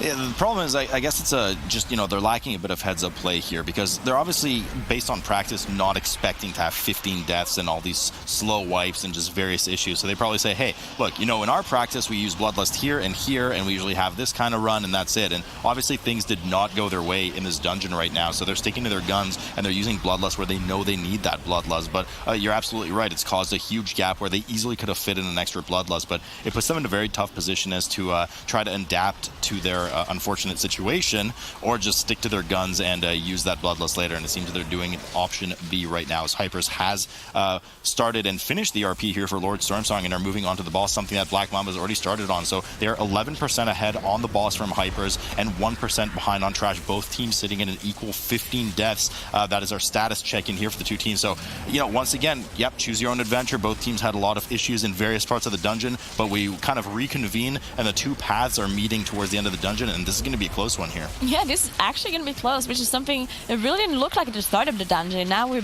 15 death each, and they're both on Lord Stormsong. Now, as you mentioned, Black Mamba was ahead, and Hypers pulled the boss slightly later, but it seems like Hypers actually does have a little bit more single target damage. As you can see, the DK actually doing 50k single target DPS here in the pool. So definitely showing that DKs can do a lot of single target damage now again, which is something they were struggling a little bit in the spring season compared to rogues, compared to windwalkers. They were just always struggling a little bit. But now if you look at the damage meters, they are not struggling anymore. They definitely do have that single target damage, especially if they have their cooldowns available. And it's definitely going to matter on the very last boss too. Look at the, I mean, I'm surprised you didn't mention it, but the healer damage difference right now was 10k for a moment. Now it's whittling down to 7 and 8k. So I'll have to keep an eye on exactly what essences and trinkets they're using. I'm curious, but it does seem that Envy's is a certainly much more offensive build, or at least is playing more offensively on this boss over Envy's, doing a good 7 to 8k DPS more. And I mean, you know, in the world of a DPS that's doing 30k sustained, it doesn't seem like a big deal, but all of that damage over the course of a 27-minute dungeon adds up. Even on a boss like this in a high tyrannical environment, that kind of stuff adds up. They started, you know, about 10% apart. Now it's about 13% apart between the 2 bosses right now. So every second counts when the race is this close. Yeah, and I mean, Restador and Black Mamba are just doing almost out DPS in one of the rogues here, so very well done by him. It also is a little bit RNG on this boss fight, of course, who gets mind controlled, right? If the Restador constantly gets mind controlled, he will do less damage, but it's still better to have the healer be mind controlled over the damage dealers. Now you can also win the RNG lottery if you pre-use your cloak, and pre-use your AMS, I assume, works as well. And if you then get targeted by the mind control, you'll just completely avoid that mechanic entirely. So if you get lucky and you use your cloak or your AMS at the right moment, then you're also going to have a little bit more damage. Now, Hyper's down the boss slightly after Black Mamba, but now it's all going to be about this last boss room, how they deal with the trash area that they still need to do, and how they deal with the intermission phase. I'm really still kind of curious how Envy's did so much more damage than Moon. I was just checking their builds right now, more or less equivalent. I mean, they're both running Crucible, they're both running Nautilus, and the same trinkets as well from EP. So, I mean, he just forehead. Yeah, exactly. I mean, just RNG whenever you feel like it forehead. But either way, I mean, just more damage from Black Mamba as they get in position here, getting ready to pull Volzith, the final boss of the dungeon. Hypers as well, trying to avoid that enchanted emissary that's looming in the water with the abyssal eels right now. Finally, Mass Stealth comes in from Black Mamba, and the team gets ready to pull Volzith. They still have 10% trash remaining. We do know that. We have the the trio trash members present in Volzith, and we also know that these abyssal eels, of course, don't bolster, which is why they're easily pulling them on top of the boss. But we've seen, at least this week, Nagura, teams go both ways, right? We've had the trash be killed outside of the boss encounter. More traditional, you kill the trash during the boss encounter, but you want to be careful with that bolstering. You don't want to accidentally bolster the boss by killing one of those 3 mobs. Yeah, again, the eels don't really bolster, and that's why Black Mamba and Hypers are pulling the eels on top of the boss. Of course, the emissaries are not affected by any sort of affixes at all either, so they can pull it on top. I was mentioning... I know. Okay. Yeah, these guys here. Yeah, the eels don't bolster. The middle pack does bolster the denizens that we can see on Black Mamba side here. Now, I assume they have to pull the middle pack as well, as both of the teams are missing 6%, and the eels percentage did get nerfed, so they don't give as much enemy forces anymore as they used to before. Now, both of the teams do have Bloodlust ready. One difference, though, is that Hypers does not have a battle rest. So in case anyone goes down, if they miss an interrupt on the denizens, then Hypers does not have this control. Now, even if the healer goes down, which is the most likely person to go down in this fight because of their reduced max HP, then they also do have a DK rest available in theory for Black Mamba. Now, they have to be very careful on these denizens, though, because if Embis gets aggro, then he's just going to get one-shot because of the reduced HP. I don't see him getting aggro with 2 rogues. It's not even skittish when you have a warrior tank on top of it. You'd have to severely misplay for that to happen, so they should be okay. What they need to be careful with is just to get it nowhere near that boss range. I think Bolster has, like a 50-60 yard range, something like that. It's a fairly meaty range, so you want to make sure you're killing those mobs well away from the boss. Big hit coming in from Wong as the double bolstered melee denizen just smacked him there for 70% HP. Should be no problem as the team now is getting ready. Actually, no, they're not getting ready. Well, they are getting ready. They're pulling the eels on top of the boss, looking to finish their last 2% trash, along with one big Bloodlust to try and make a final push in order to kill the boss in one phase.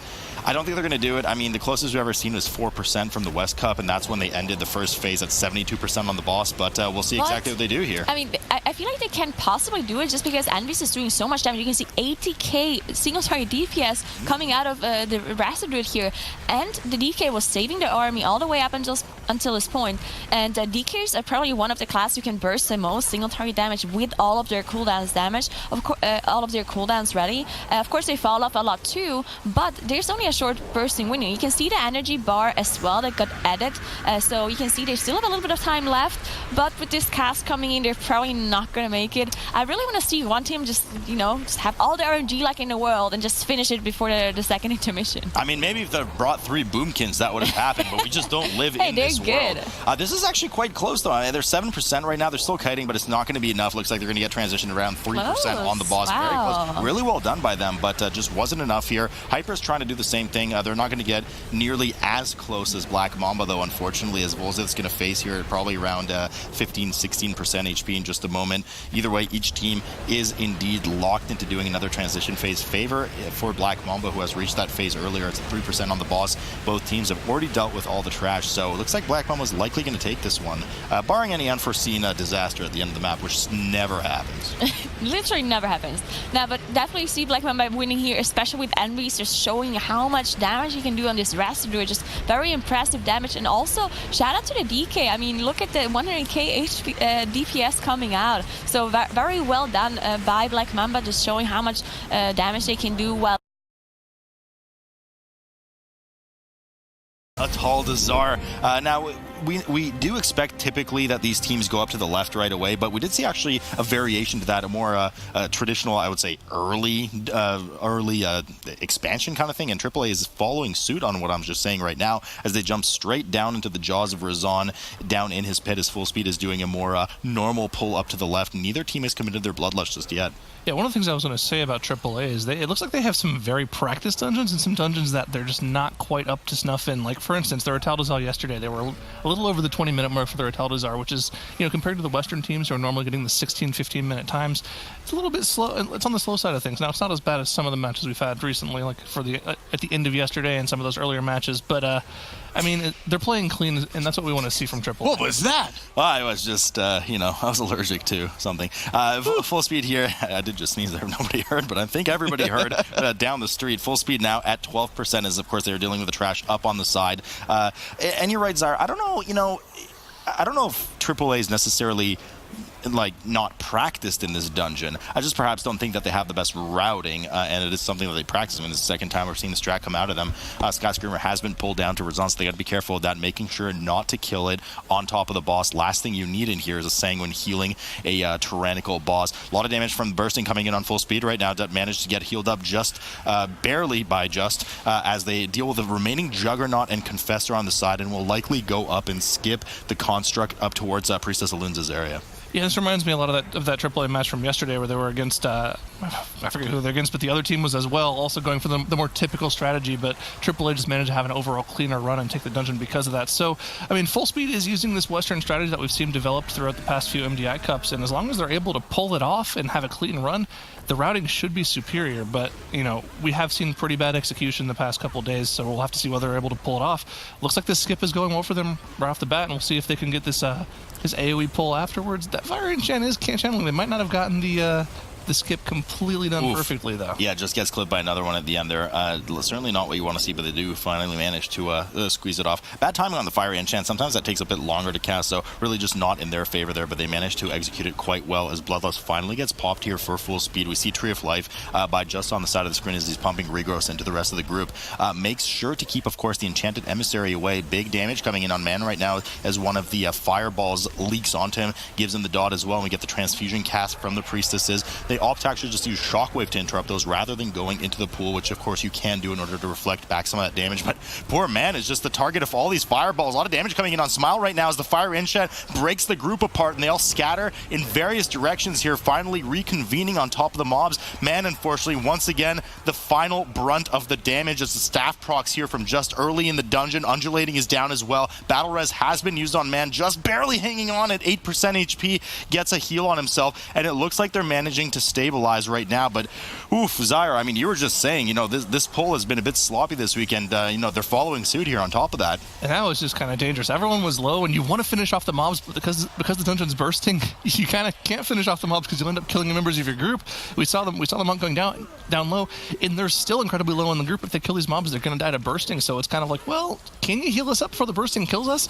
It looks like they just might be able to.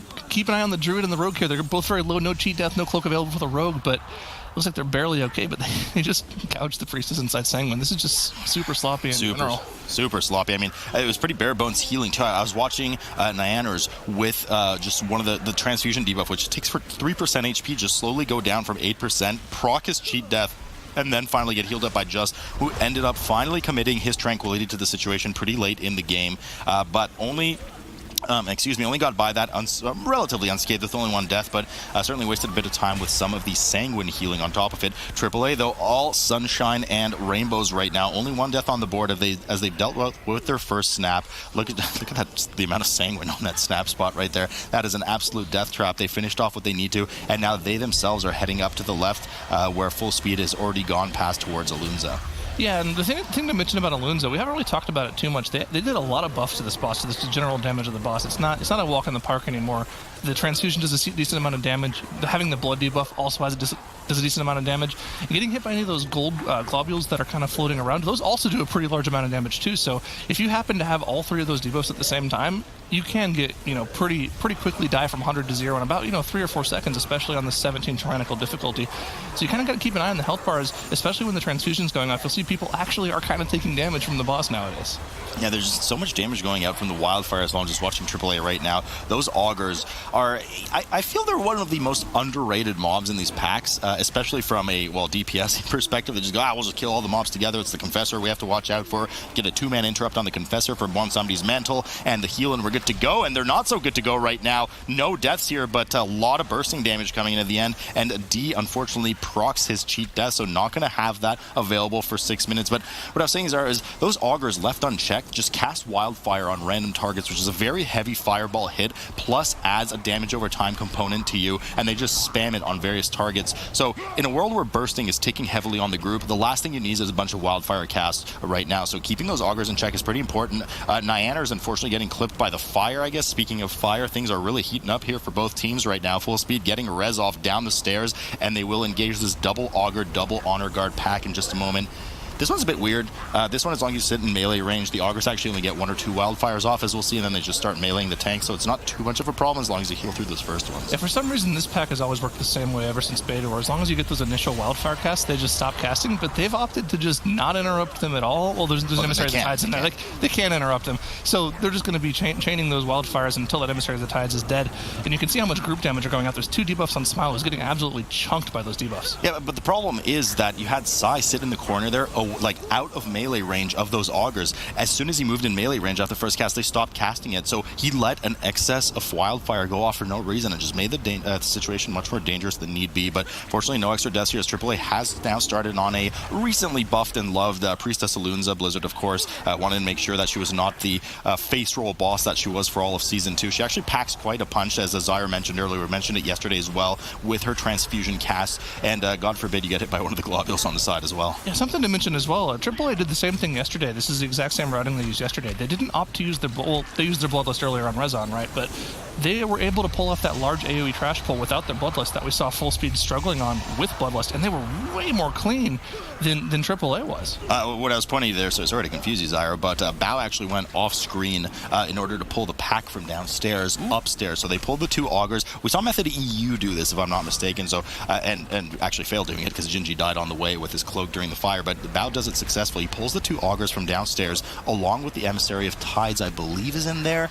No, he must have sapped it at the bottom. Oh no, it is in there. It is in there. So the Emissary is in there. 2 honor guards, 2 tides. The pack that we were just commenting on for Full Speed doing earlier. AAA is actually combined with themselves. But once again, just late to the party with the transfusion. They got a tick or 2 of healing before they got their Sanguine buff on the ground. Yeah, and also it was a little spooky as well because you have the wildfire debuffs going out as well that you can't interrupt because of the Emissary of the Tides at the same time as the transfusion, which actually does a decent amount of damage now too. That seems like it's, I mean, obviously they healed through it just fine, but, you know, having one of the cheat deaths down on the Rogue, having no personal float except for the Windwalker, and the tank dropping low too, I mean, you can see the amount of damage adding the trash pack to this boss does. I actually thought he died there. How did he live? He was at like 0.2% HP, but Lei somehow just survives here. A lot of transfusion damage coming in. Juan is having just a hell of a time healing it up, but Hun manages to die, but get rezzed immediately. They do have a battle res, one more battle res available. Sorry, they had the battle res available. There will be one more available in about a minute and a half or so. Of course, we get one every 10 minutes in these dungeons. You start with 1. Princess Alunza finally going down here at 1%. You know, favorite or kudos to them at least. Those augers, Zyro in that pack, are those weird augers we were talking about that just stopped casting after 2 wildfires if they're within melee range of their primary target. I don't know why, but they do nonetheless. So you're pretty safe after that, regardless that the Emissary of Tides in there. So as long as you deal with that initial burst damage, you're good to go. And once again, AAA gets out of dodge with only 1 death. Full Speed's now working on Razan. They've jumped down from the platform, 56% trash,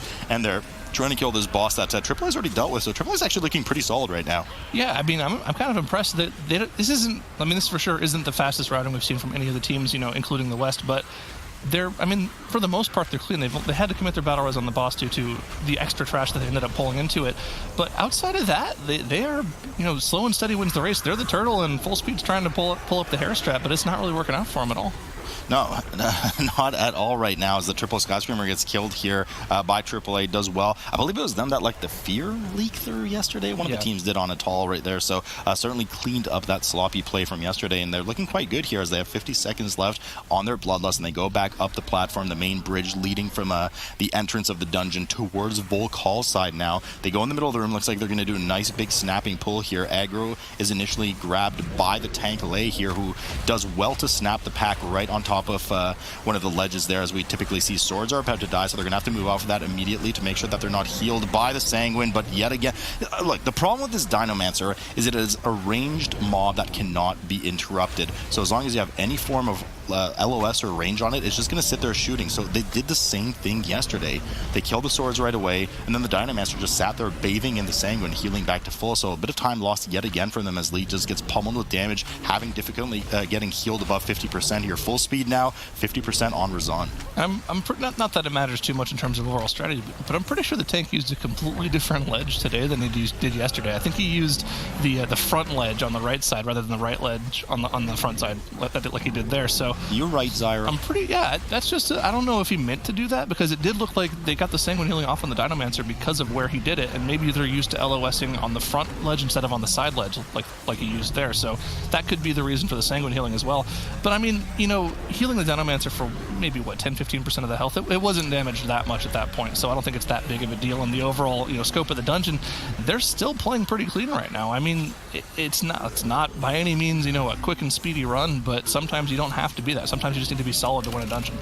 You're absolutely right. Full speed still looking pretty solid as well, but certainly behind. They're about to finish Razan here, who's at 13% health, but they still have to run up the bridge and do all the snapping that we just saw AAA do. So AAA certainly in a prime spot right now, as they decide not to snap the sword pack just for the pain in the butt that is snapping plus Sanguine from the low health swords, and then just kind of finish them off regularly on the platform. Once again, the Emissary Ties get pulled here. A lot of burst damage comes in, as it is well healed by Juan, and the group is nice and healthy again. Emissary of the Tides just get killed by itself. Of course, this is one of those groups that, we oftentimes see Emissary of the Tides combined with Trash and just cleaved down, but this is certainly one of those packs where you want to separate the two, because the cast coming in from the Screamer is very deadly. It's an AoE fear, and only the Warrior can really get out of that one, so they just opt to go for the slower but almost required strategy. It looks like they're going to do the same pull yesterday where they just deal with these Witch Doctors. They might pull both of the Stalkers in as well. I don't quite remember exactly what the strategy was. They want to, yeah. He's looking for it. He's trying to find them for sure. But yeah, this will get them to the 100% trash percentage, and at that point they can just finish off of Volcall and Yasma, and they'll be done with the dungeon. So, I mean, they have the Stalkers right there as well now inside of the pack, and one of the Witch Doctors is already dealt with for them. Did Psy fall off the ledge again? I'm not sure why he was downstairs, but he was downstairs after they already finished the boss. Nobody else was downstairs with him, and 4 swords just snapped him at the bottom. I just kind of caught sight of it at the very end, so I think they might have had a boo-boo again. A lot of bursting coming in on just manages to heal it barely. No extra deaths for them, but I think that was a fall off the side. I'm not going to tout it just yet, but that's what it looked like to me at the last second there. Yeah, it'd be. I mean, we've seen. Yeah, I would talk about sloppiness. We've seen a lot of very weird, maybe inconsistencies with knowing exactly how snapping works. Where sometimes the LOSing is improper. Sometimes the tricksing is late. Like they try to trick the tank when the tank is LOS of them, and the tricks doesn't actually go off, and they hit the sword, and they're like, well, why isn't snapping to the tank? It just seems like there's a lot of unpracticed play going on in these dungeons. Over this weekend from a couple of teams, and it kind of sucks to see, because I mean, you would think that in the MDI, like, these teams are going to be super practiced in all the dungeons, but sometimes that's just not the case.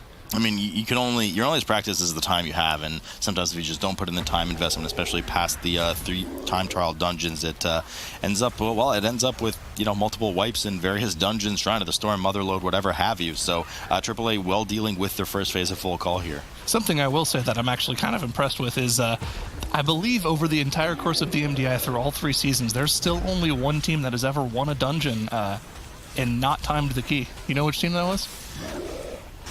Won the dungeon and not timed the key. You're talking about since 2018? Since 2018. It's got to be something to do with Seed of the Triumvirate. Nope. Really? What was it? It was my team in Darkheart Thicket. Didn't practice the dungeon a single time. We were out of time. It was not sure. It was not pretty. Proud grin on his face. I mean, listen, Seed of the Triumvirate is the same as well. I mean, they didn't time the dungeon, and well, I mean, we remember. Well, they wouldn't. We remember the bloodbath. They wouldn't have timed the dungeon. The other team bailed them out by finishing it in time. They definitely would not have timed that dungeon for sure. True. But let's suppress those awful memories from 2018 and focus here on AAA right now, which is on Volcall, 59%. Looking primed to just take this in a jiffy here, as full speed has finally gotten back up. A lot lot of issues there with the Sanguine. I don't know what man was doing. It looks like he tried to get in for an interrupt, even though there was nothing to interrupt. I guess there was the enrage, the Dino enrage from the Dinomancer there. He tried to get in and he got clipped by the Sanguine, I'm pretty sure. He kind of bathed in the Sanguine for a bit. Hopefully I have a replay of that later. I'm not sure if Titles was watching that one, but it looked like it was just a bit of misplay on the Sanguine. A lot of damage on top of the bursting too. It just ended up finishing him off for another rather silly death here. So 3 on the board for Full Speed versus AAA's 2 deaths. Yeah, I mean, so what I'm looking at for AAA now is if they can actually, improve on the time from yesterday. Like I mentioned, they were, I believe, slightly above 20 minutes, like 20 minutes, 30 seconds or so. So, maybe yesterday they just had a poor performance of their strategy, and they're having a second chance today to improve upon it and show us, what they can really do in this dungeon. Because we were kind of harping on them yesterday, like this strategy is so weird. It looks unpracticed. They were messing up some of their snaps, but they've looked pretty solid in this dungeon so far today.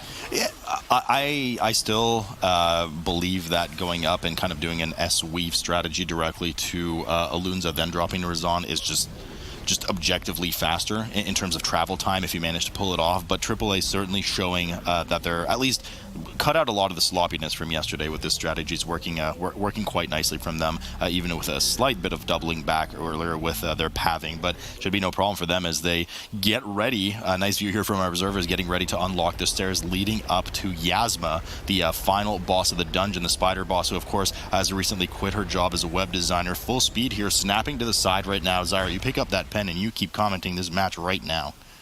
Web designer. I mean, I think this spider. This is not as good as the Cathedral of Endless Night spider boss. So I think you had better puns for that one.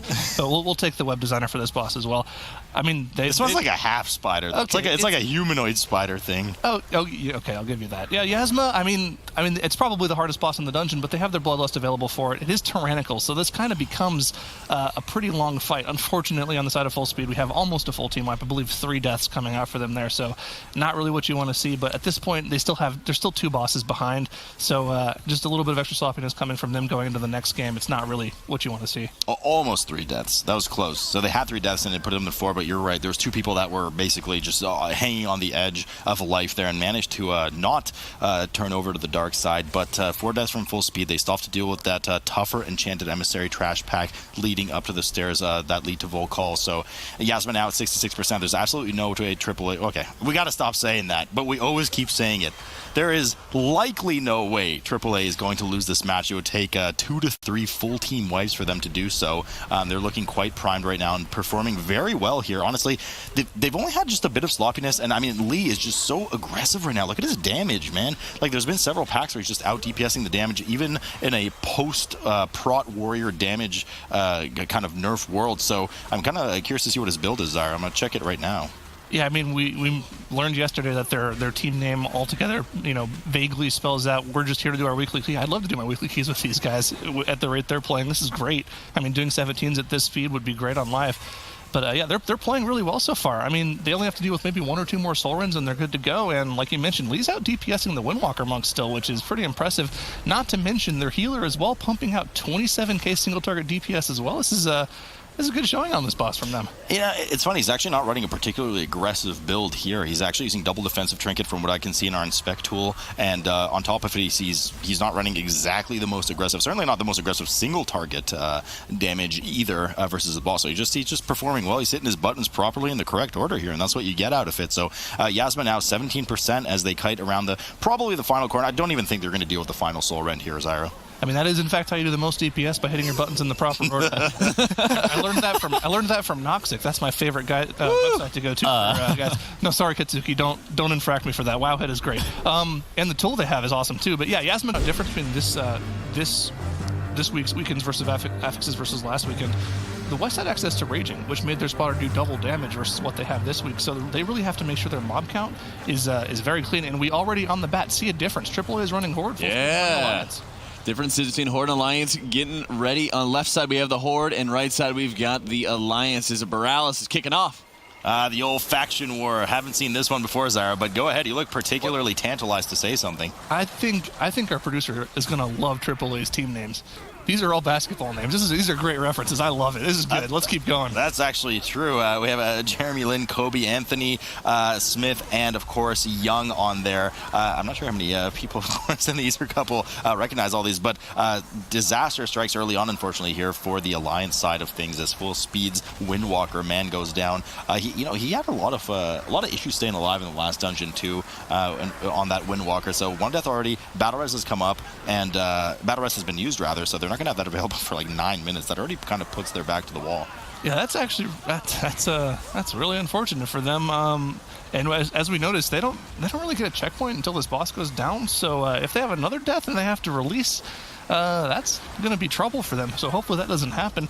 We'll see if they actually end up pulling as much trash as Buff or Nerf Rogue did on their side here, but it looks like they're not going to. It looks like they just plan on getting just the first 2 packs in this room, which will give them that 10 or 11% that we're used to seeing from most teams. Yep, they just have the Emissary of Tides in there on top of one of the Wave Menders. Now, Wave Mender's bolts don't exactly deal nearly as much damage as, let's say, something like the Wildfire that we just compared in the last dungeon, but they do deal that, they put a shield effect on one of their allies, and if you pop that shield, it does a tremendous amount of damage to the group, and, of course, stuns you, but unfortunately, another death here just goes down. So, Zara, you kind of cast or cursed it, or let's say predicted it there, as one of the deaths goes down. Their only battle res, not that they even have one available, died and had to release and come back. And somewhere on the map, he's dying yet again. He goes down, didn't manage to stealth back in, as the rest of the team on full speed right now just struggling to stay alive. The poor Windwalker goes down yet again, as we have the Protware and the 2 rogues trying to finish off the rest of this trash that is skittish and necrotic. This is not looking good early on here, as AAA just 0 deaths, and they're looking to finish off the rest of the trash in front of Sergeant Bainbridge, which is, of course, the Horde version, if I'm not mistaken. Yeah, not to mention that, but AAA is also opting to do what we thought the Alliance team was going to do, where they're actually pulling more trash than what we normally see. They're going to get up to probably 20% here, which is double what we normally see before the first boss goes down. So maybe they're kind of opting to change the strategy after what they saw Buff or Nerf Rogue doing yesterday, or maybe they already had this planned from the strategy, because I don't believe we've seen AAA run this dungeon this tournament just yet. So interesting to see what they're going to pull for the rest of their trash, because they have a little bit of extra trash early on as Horde, so they have access to all the gutters, they have access to all the extra trash that Horde gets. 19% trash going into the boss here. Yeah, Sergeant Baybridge has been started here for AAA. I mean, it's not over yet for Full Speed, obviously. We have seen many times disaster strike early in the dungeons, and just the ball being tossed back and forth here between the teams, and ultimately the team that didn't wipe first ended up winning. But we'll see what happens as the Bloodlust is popped here for AAA, and we do know that the majority of the danger in the dungeon actually comes after Dread Captain Lockwood, which is the second boss, with all of the spotter play and all of the Hadal trash. So that's really the dungeon's going to be decided a lot for these teams right now, but already big advantage here to AAA, as they have Sergeant Bainbridge, the first boss of the dungeon, down to 60% health, and are doing an excellent job kiting it through those bombs. Full Speed right now is in this match. Death coming out for AAA on this boss. Yeah, you don't want to see that. That's what do you? Did he get hit by the frontal slam? How do you die on this? That's really unfortunate. That's just another lazy battle res that's coming out for them.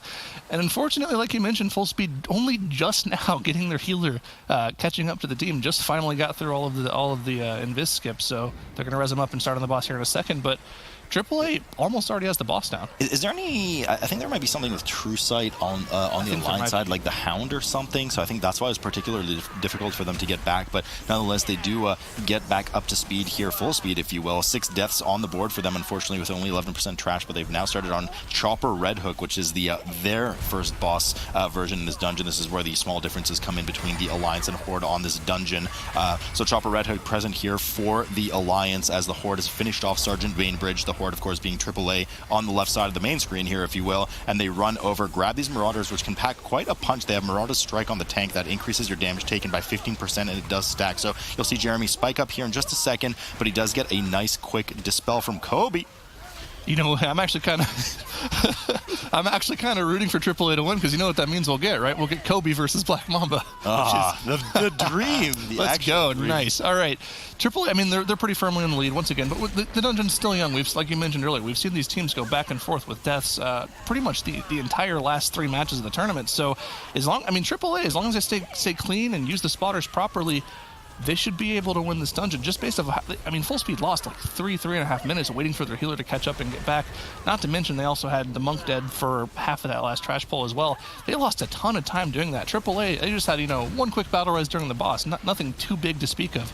But while that battle res is down, they have to really make sure they're playing careful here. Fair bit of spike damage coming in there on side for full speed from Chopper Red Hook, but manages to sneak past any death that he would incur there after that big hit. Of course, he had the hook debuff as well. AAA here now grabbing their spotter, making sure the enchanted emissary is out. Nick unfortunately gets clipped by one of the mobs as the artillery barrage rains down on the trash. We do know the recurring theme in this dungeon is to let the spotter do the work for you for the majority of trash, which is exactly what this quite well rehearsed AAA team, at least looking so far, is doing right now. They grabbed up, of course, all the footmen and the gutters in the back corner. They're cleaving them all together and getting that spotter artillery strike down. And I mean, using the spotters is kind of the name of the game in this dungeon, and see how they used it there. That was pretty much textbook. They did a good job using the spotter artillery barrage there. So I mean, they got to do that for the rest of the dungeon still. That was only one pack, but, looking pretty good early on for them. All right, sure, Zaro, but the name of the game, of course, is Warcraft here, not a spotter play as they rush over to the ship, finish off the footmen and the two gutters on top of the ship, and looks like they're... which team was it yesterday that greedily did not have stag form so that they could not mount the druid, and they had to get a death on their unholy DK, so I just remember that because Nagura had a good chuckle about that greedy play there, but not for this AAA team, working as a cohesive unit right now, cleaving down all the small mobs here. There's a commander present in this pack. We saw Arcane Torrent get popped there from Jeremy Lin right now, making sure that he gets rid of that bolster buff on the mobs. Another one comes up, and it looks like nobody's using it this time. There's also an Emissary of the Tides in there, so I believe it prevent... does the Emissary of the Tides prevent offensive Dispel? I'm actually not sure about that, because we haven't really been seeing it in this dungeon. I'll assume that they do, though. Yeah, I think this is the first productive thing Jeremy Lin's done for a few years now, so it's good to see him doing something in this dungeon. And we had that view there of all these gutters in the back here. It's just free mob count for Horde. As long as you go back, tag the gutters before they get killed off by the footmen, you get that free mob count as well. So the camera angle we had of all those gutters in the back, I'm like, go tag those real quick right now, and then they go back and do it. So they get a free, it's like 4 or 5% mob count from going back and doing that. And we move on to the second spotter pack. We'll see how they use it here. It'll kill everything except for the Cannoneer, so they want to be focused single targeting the Cannoneer while the spotter kills everything else. Right, you are. Full Speed having a bit of issue on their own, as well as just goes down yet again, and they had one more death to go from 6 up to 8. That's what happens. If you have 2 deaths, you add 2 to 6, and that's 8 deaths right there. Zara, I'll teach you the rest later. Full Speed now getting back up to snuff with their first spotter across the waterway that we saw AAA do earlier, who's now dealing with a Cannoneer on the side. I was seeing this pull come in yesterday from teams that tried to actually combine it with Dread Captain Lockwood, and it was rather disastrous. It led to an almost full team. Actually, it led to an almost full team wipe that they later recovered, and it played as a 4-man. But it looks like they're playing it safer this time, making sure they kill the Cannoneer and the spotter off before engaging with that second boss. Nothing but disaster here for Full Speed as their tank goes down as well. Nyanner's procs cheat death. Looks like we're going to have a cheat death proc on Smile back in just a smiley face. Smile back in just a second, and maybe a full team wipe. They might be able to recover up. The spotter's still alive, so they're not going to be able to get the tank. The tank up just yet. Yeah, only Smiles, no rage for them here. You got to stay positive when things go wrong. That's the only way you're ever going to be a good competitor in any esport, to be honest, because if you let the bad feelings get to you, you're not going to be playing very well. But I kind of want to comment on how AAA is pulling this dungeon, because it's a lot of the same of what we saw in Atal'Dazar. There's definitely things they could be doing faster. Like, for instance, they no longer have the spotter available because they killed it off. Most teams that we see do this dungeon quickly, they keep that spotter and they pull it into all of the next trash packs. They do the next 3 or 4 trash packs until they get to the final spotter. They're not going to have that available, so they're not going to be able to do any very large pulls after killing Dread Captain Lockwood off. So I mean, maybe they just are playing it safe on purpose because they can see what's happening on stream. They can see Full Speed isn't having the cleanest dungeon so far, and they don't need to do anything risky with the spotter. But, I mean, it kind of leaves something to be wanted for them. Like, they're not going as fast as possible, for sure. I mean, you're right about that, but also a thing to consider is that some teams end up stealthing through most of the village coming up into the spotter at the top of the stairs and then backtracking some of the trash. Now, that is, going forwards is better than going backwards. We always kind of say that meme, but that is the truth of it. So by not keeping the spotter, it's certainly a safer play, but you have a spotter available later in the dungeon. There will be, if I'm not mistaken, a Void Emissary present on the stairs leading up to the 4 snipers with the spotter, so they'll have to kind of get past that with Shadow Meld anyways, but hopefully they're able to down Dread Captain Lockwood here on the final rotation before getting another round of transition in. Yep, they should. I mean, they should be able to. It's 10%. There's no way they're going to not be able to finish it off unless they just all turn around and stop meleeing the boss. Dread Captain Lockwood going down for AAA just as Full Speed engages it. That being said, AAA also has a 19% trash advantage, which is pretty significant in this dungeon. That's several packs worth of mob count. So, like we mentioned multiple times already, AAA firmly in the lead. If they keep playing the way they're playing, they probably have it in the bag. Full Speed's going to have to do some pretty insane pulls to catch up at this point. Insane play. I mean, the thing is, the insane pulls have to happen anyway later in this dungeon. So insane pulls alone is not going to save a 9-death difference between the teams there and almost an entire boss behind. They're going to have to hope that AAA has some kind of slip up or wipes. Now, we always discuss in this dungeon that post-second boss is really where the danger of the dungeon starts to come in. So it is totally possible that the teams start to have some struggles here. We can see Nick Young there already slipping on a banana peel. And once again, another banana peel. So team having a bit of struggle here. Jeremy takes absolutely no risk and immediately heroic leaps out of the group before getting dunked on by the rest of them. Does not manage to clean up his necrotic stacks, unfortunately, but they do kill the rest of the trash, so naturally dropping combat will, of course, eliminate those necrotic stacks now as they charge into the next pack, consisting of an Emissary of the Tides, and there's a Tempest in there, which can't be interrupted, Zyro. Not to mention 2 Buccaneers that can do that banana rampage, which means melee aren't going to be able to stay in melee range for the whole duration of that because they have no way of interrupting it. Oof. And the Emissary of the Tides, revitalizing mist. it gets healed by the Tempest. Like you mentioned, having that Tempest in there is just not any fun times at all. I mean, they could have dealt with this a cleaner way. We've seen teams have their own separate ways of dealing with Emissary of the Tides. For instance, the monk could taunt it out and paralyze it for the druid to then just root in place while they deal with everything else. There are efficient ways to deal with this, but they're just choosing to kind of brute force it a little bit.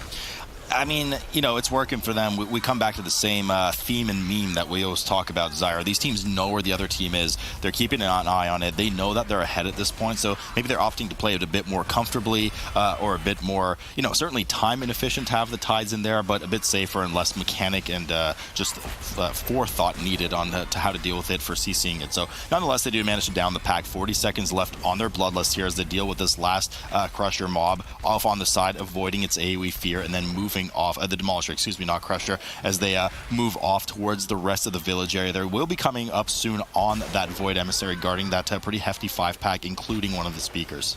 Yep, I mean, at this point, they'd have to forget what the trash count is or something for them to actually lose this dungeon, or they'd have to wipe multiple times. Unfortunately, they do have J.R. Smith in the group, so they actually could forget what the trash count is, forget what the score is, but hopefully everyone else can keep them in check there. So, going back to how they're pulling this dungeon, we've seen this entire section of the dungeon pulled in 3 pulls from some of the better Western teams. In this, I can't really harp on them for doing this because they are pretty heavily in the lead. They don't have to do big pulls to win, but it kind of makes me think, okay, how are they going to deal with the better teams? How are they going to deal with Team D or Buff War Nerf Rogue? Do they actually have better strats planned out in order to, compete against them? Because what it looks like right now in the East is that you have Team D and Buff War Nerf Rogue that are the top 2 teams right now, and nobody else really looks like they can compete with them at all, and this is not the kind of run that's going to beat those 2 teams. Jeremy Lin doing well there to pop Berserker Rage in that AoE fear from the Demolisher, so he can just sit in there and get as much damage as possible. You can see him competing for second place there with the Rogues and just matching the damage output of the DPS that are already involved in the group. AAA right now looking nice and steady at a 77% trash, leading up to the spotter with the 4 snipers coming up, where we'll likely see quadruple CC crowd control coming up on those spotters to make sure that the ricochets don't go off. At least that's what most teams have been doing. We do know that crowd control is not broken by the damage from the artillery strike coming down from the spotter, so hopefully they play that well, as Full Speed now has dealt with the second boss.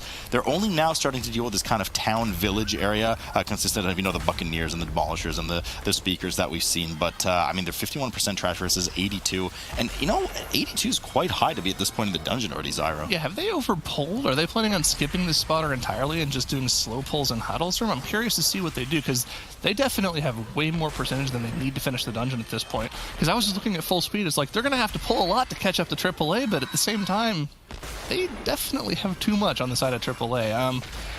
I think it'd be kind of weird to not use the spotter because it makes Haddle's trash so much easier, but But there you go, just completely skipping the spotter. They nailed too many 3 points here and just overshot the count, but they actually run back in, and Jeremy Lin, wait, that looked like a purposeful death. Yeah. So that was actually on purpose. So I'm sure he didn't just run past and then just somehow U-turn back into the pack. So purposeful death there coming in from Jeremy Lin, who of course cannot do the same skip, so he pulled everything aside so the group can run in, and then the battle res came up. We don't have Alliance here for AAA, so they don't have Shadow Meld available, so they had to make that heads-up play.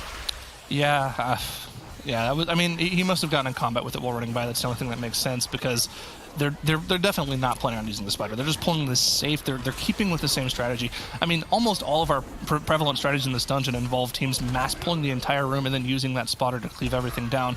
And then, of course, they have to make sure they deal with the commander. Like you mentioned here, it has that bolstering shot mechanic, which will then buff everything around it, making it take 70% reduced damage. But they are hordes, so they can Arcane Torrent it, right? It took Anthony like 5 seconds to use his Arcane Torrent there on top of that. Now, I mean, look, I know Arcane Torrent's on the GCD now, but the last thing you need is 5 seconds of 70% DR. Well, that's the thing. Arcane Torrent doesn't deal damage, and the other buttons do, so he wants to make sure he uses those before he uses the Arcane Torrent, right? But Arcane Torrent does translate into resource, which then translates into damage. So this is, you know, the plot thickens here. We're going to have to call Scooby and the gang later on to figure this mystery out. But for now, it looks like they've dunked on this trash. Nothing but net for them as they get ready to head on into Hadal's room. 92% trash, and they should have just enough trash remaining in this room. I mean, Zara, you were wrong in the sense that they certainly did not overcount their trash, but you did make a very good point there. Is this really the best way to go about it without using the spotter? I'm not sure that is the case. No, absolutely. It's absolutely not the best way. Nothing about what they're doing is the best way to do the dungeon. Nothing is good about this. But, I mean, that's not true at all. There is good things about this. They're pulling the dungeon clean. They've only had 2 deaths. Nothing catastrophic has happened. They're playing the dungeon to their opponent, which is kind of what you're supposed to do in the MDI, because you're not really necessarily directly playing against your opponent, but if you know the relative strength of your opponent, you can kind of adapt your strategy to make it so that you have a better chance of winning. Because if they do go for that all-in style strategy and they mess up a pull, it gives Full Speed a chance to come back into the match, and playing safely like they're doing when they're this far ahead, it kind of guarantees them to win. That's very true, and Full Speed certainly having their own issues right now as they've capped up to 11 deaths at the moment. Man is just dipping low, finally getting healed out of that 18% health threat that he was in, but Buccaneers Banana Slam a Storm going off right now and just injecting everybody with potassium. A lot of damage going out, but they finally managed to down the rest of that pack. 68% trash as we see Psy slip on a banana on purpose there. A lot of people actually do that on live. Like if you're just clearing ahead, you want to get rid of those bananas so that nobody else slips into them later on. Full Speed waiting for a pull around the corner. LOS from Psy coming in does well to move out of that banana area as AAA has already started on Hadal Dark Fathom, the third and second last boss of the dungeon here. Already dealt with all the trash. Things are looking pretty good for them, Zyro. Yep, I mean, they would have to mess up horribly here. Like something like maybe take a big 3 shot, turn around, pretend that you shot it, start celebrating, and then it actually just bounced off the rim, something like that. None of I don't think any of these players that are on their team would have done that at some point in their career, but yeah, I mean, they would really have to mess up this dungeon to lose at this point, and that's kind of the strategy they've gone with. I'm trying to think of a meme for Anthony Davis too, but I've done one for all the other 4 players, but I got to think of one really in my head. Well, you got some time, and Zara, I got to say, it's like watching a kid in a candy store right now. I've never seen you be so meme-friendly with anything but basketball player meme names in World of Warcraft MDI casting. So fun to see you having fun here, and everybody's having fun except for Full Speed, who's at 12 deaths right now, but they're trying to catch up. But certainly AAA having a lot of fun, as Hadal is now at 28% health, about to cast Crashing Tides again from the opposite side of the room. So the players are luckily already well positioned with the boss there, so they're able to maintain a higher DPS uptime by just already hiding behind that statue. Full Speed now is at the sniper pole and decides actually not to crowd control it, and Psy immediately dies going in right now. So this is going to be an absolute disaster. They don't have a battle res available. Ricochets are going to be going left and right. They opted not to CC the pack, and that is going to be all she wrote for that pull, as Full Speed gets fully destroyed here in this pack. And Full Speed showing us exactly what could have gone wrong for AAA should they have tried to do that type of major all-in pull, and kind of proving the point that I was making earlier. They didn't have to go for that. They were so far ahead in the dungeon that they knew they didn't have to go for it, and they could have just played it safe, and it's just paying off crazy for them.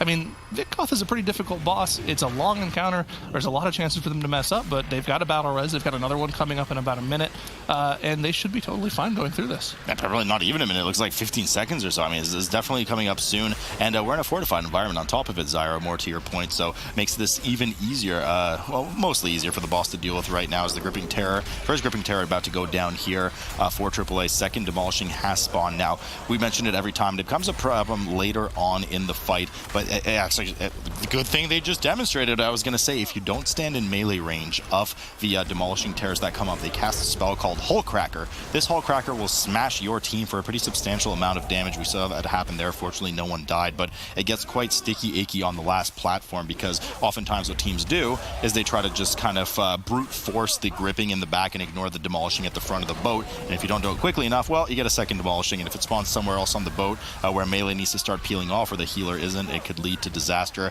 Speaking of disaster, full speed, more deaths on the board now as they sit at a mighty 21 deaths. Sai just running to the side with the artillery strike. I don't think there's any other viable target in the area because most of his team died and they've now only run back, but Full Speed doing what they can to claw back, and certainly kudos to them for trying to keep a strong mind about this and staying in this match with a very strong team in AAA here right now.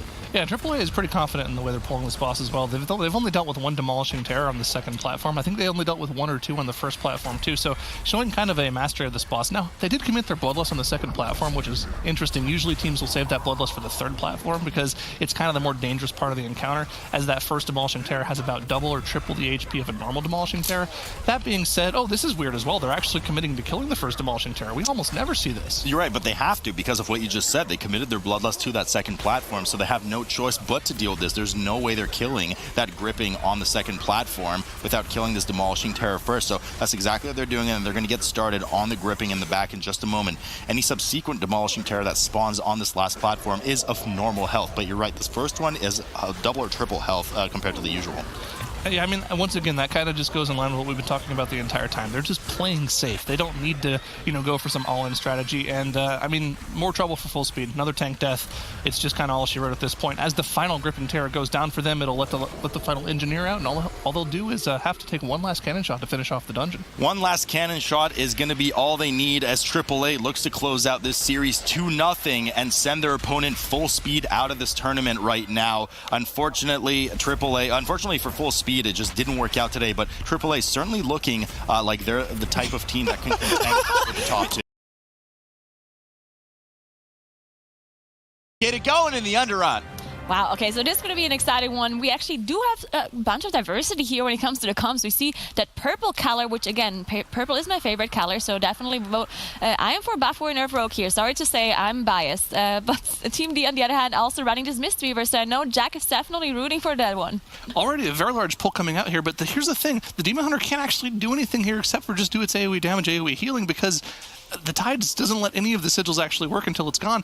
That being said, massive amount of self-HPS, 120k self-HPS coming out of the Vengeance Demon Hunter here. And on top of that, is keeping up with the Outlaw Rogues in damage too. These Demon Hunters, when they do these mass pulls, can do a lot of damage. And, credit where credit's due, the Unholy DK popping off like it normally should do on those massive AoE packs. That just looked really good. But on the side of Team D, they did they did the same trash pull, but they just did it faster, and they're already on the Axo with the Bloodlust. So, we're talking a lot about the Vengeance Demon Hunter, but the Prot Warrior just kind of did it a little bit better. Maybe that has to do with having the Mistweaver in there as well. Yeah, maybe. I mean, the reason why Mistweaver is actually viable here in Underrot with this strategy is that they actually have a DK with the Battle Rest, right? So you don't need to rest the Druid to provide the Battle Rest. And then also in Underrot specifically, the Disease Dispel, which Mistweaver can do and the rest of the Druid cannot do, is actually so valuable, just because those Lashers later on, if they get a cast through, then you can actually dispel it with the Mistweaver instead of having to heal the Absorb away. And then on top of that, on the third boss as well, there's also diseases that can be dispelled. And on top of that, just having the Paralyze and having the really good in this dungeon in general. We see Team D actually saving the Bloodlust for the boss, same as Buff Warrior Nerf Rogue, and you can see just how much damage this DK is doing again. DK just definitely very strong here. Yeah, look at the damage coming out of the Vengeance and the Resto Druid as well, both doing 30k single target DPS for Buff Warrior Nerf Rogue, whereas on the side of Team D, they're only doing 27, 23k respectively. So just all around team play for Buff Warrior Nerf Rogue on this boss, they're doing a ton of damage, but because of the efficiency of that first pull for Team D, they're just slightly in the lead right now. We'll have to see how that changes challenges going forward. One of the advantages I think Team D has over Buff War Nerf Rogue is they have access to that Ring of Peace, which is going to be really, really good for kiting around the Feral Bloodstormers in Kragmaw's room. Yeah, and you also have the Spell Reflect, right? Which just means that the first boss is going to die faster just because of this huge Blood Bolt that you can Spell Reflect back onto the boss. Or you can one-shot or almost one-shot the Mirror Image with the Spell Reflect, and then the rest of the DPS don't have to put so much damage into it. Now, Team D and Buff War Nerf Rogue, same percentage when it comes to enemy forces, but this is a huge pull actually out of Team D here, as they pull a bunch of emissaries together and a bunch of Bloodstormers. You can see 3 of them even, as you have 2 fixates on Long and 1 on Mog. This is insane. Yeah, and you can look at the amount of healing that the Mistweaver's pumping out, over 100k HPS, but the Unholy DK doesn't care. He just goes straight through 700k DPS on that giant pull, and that was both of the Tides emissaries gone. They don't have to worry about interrupts for the rest of this room here.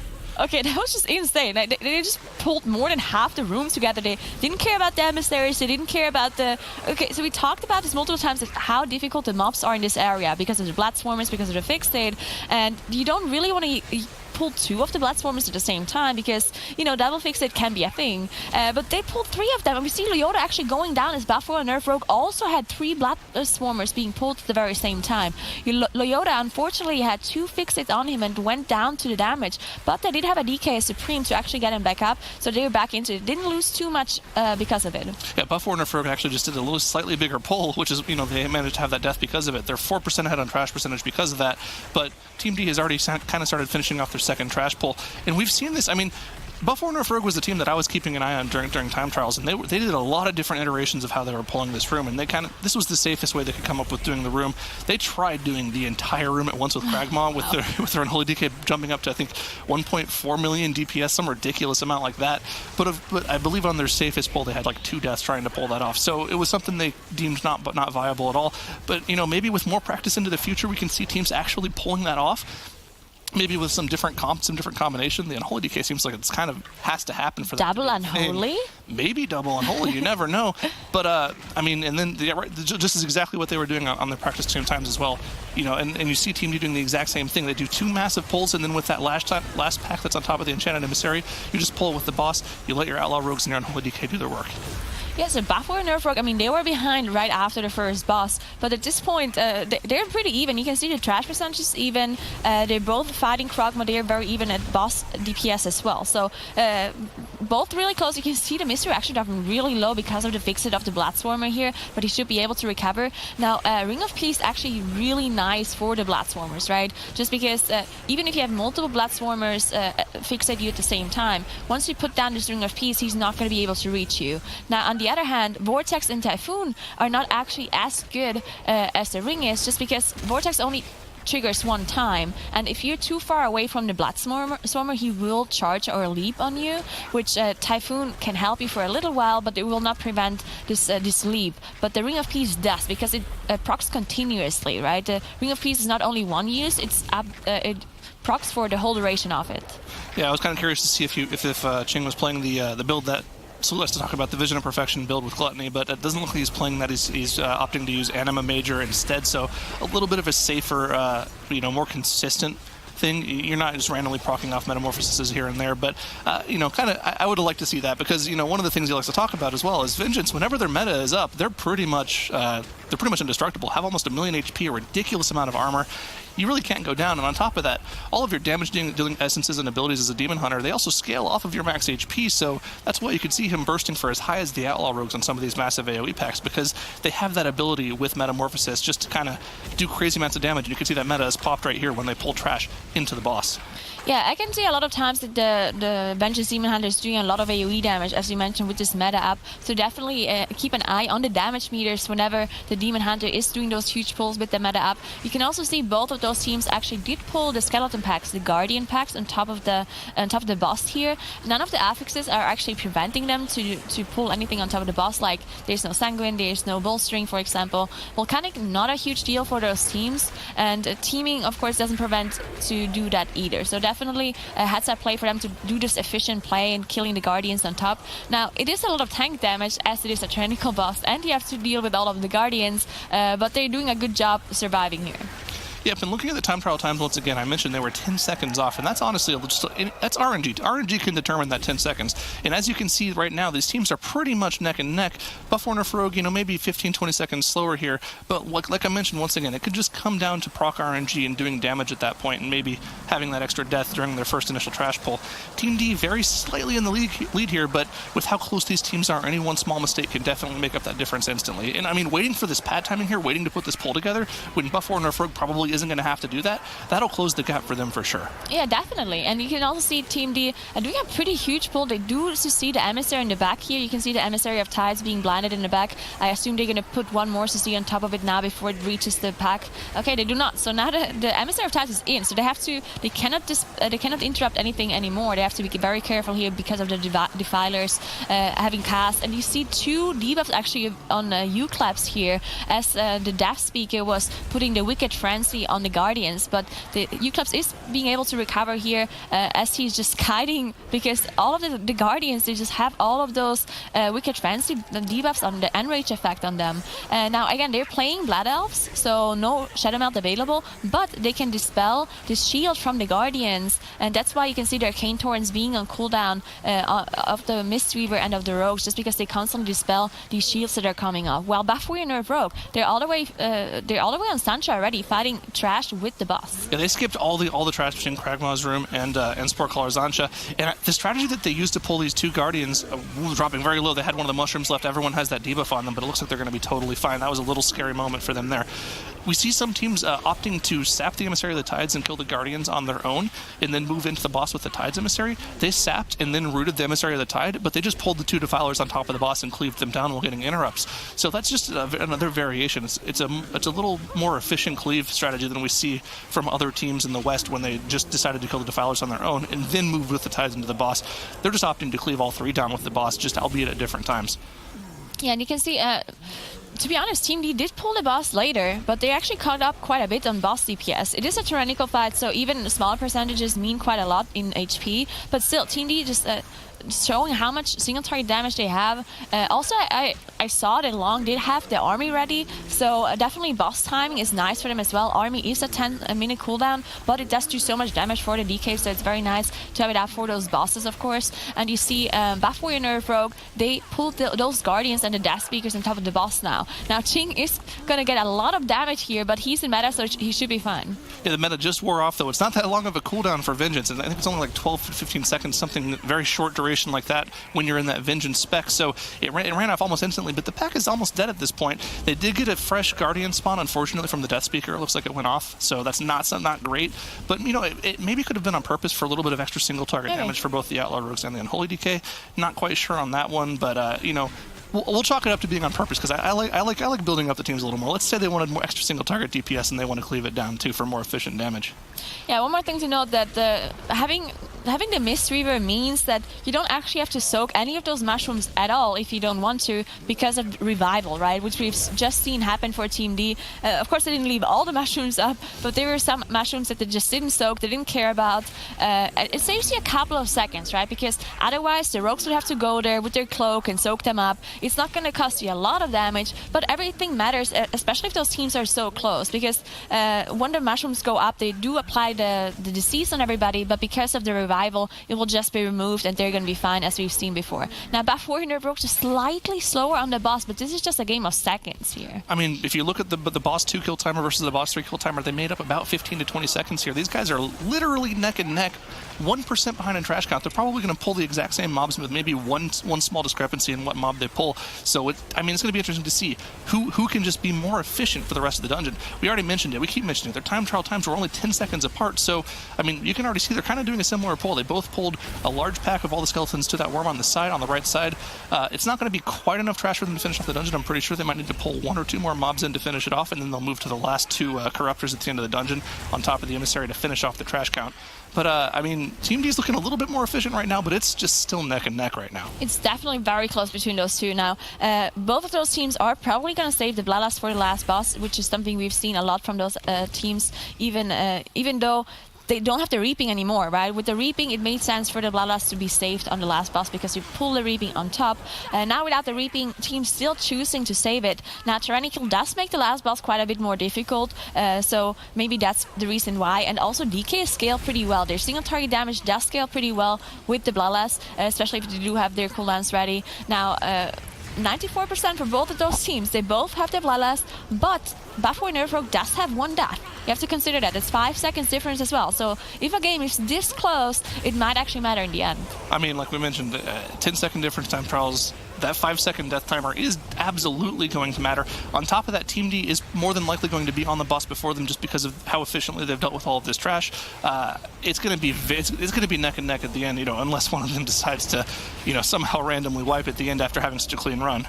It's going to be, I mean, the odds of them wiping the last boss are very slim, but in case something does happen, Team D only has one Battle Res player in the group. It's the DK, right? While Buff Warrior Nerf Rogue has 2. So in case something goes wrong, if the DK dies for Team D, they can't get him back up. Anyone can die in Buff Warrior Nerf Rogue, and they will be able to get them back up. Well, unless 2 people die, of course. But we don't want that to happen. Now, I guess it's all going to be down about damage now. It's all going to be about those damage meters. Take a look at the damage meters, see who can pump the most damage between those 2 teams. I was keeping an eye on the timers as both teams pulled the boss. Buff Warrior Nerf Rogue pulled the boss 11 seconds after Team D, plus that 5-second death timer means they're 16 seconds behind, so they have to come up with 16 extra seconds worth of DPS on single target out of nowhere, which on a 2-minute 30 boss encounter, which this is probably going to be, that's a ridiculous amount of extra single target damage, and that's going to be the difference between the damage we saw from the healer and the tank on the first boss. But right now, Euclaps and the Mistweaver Monk are doing more damage than Loyola and Ching are doing right now, so Team D looks like they have a firm advantage right now, and they're already halfway done with the encounter. They've already gotten halfway through their second blood phase right now.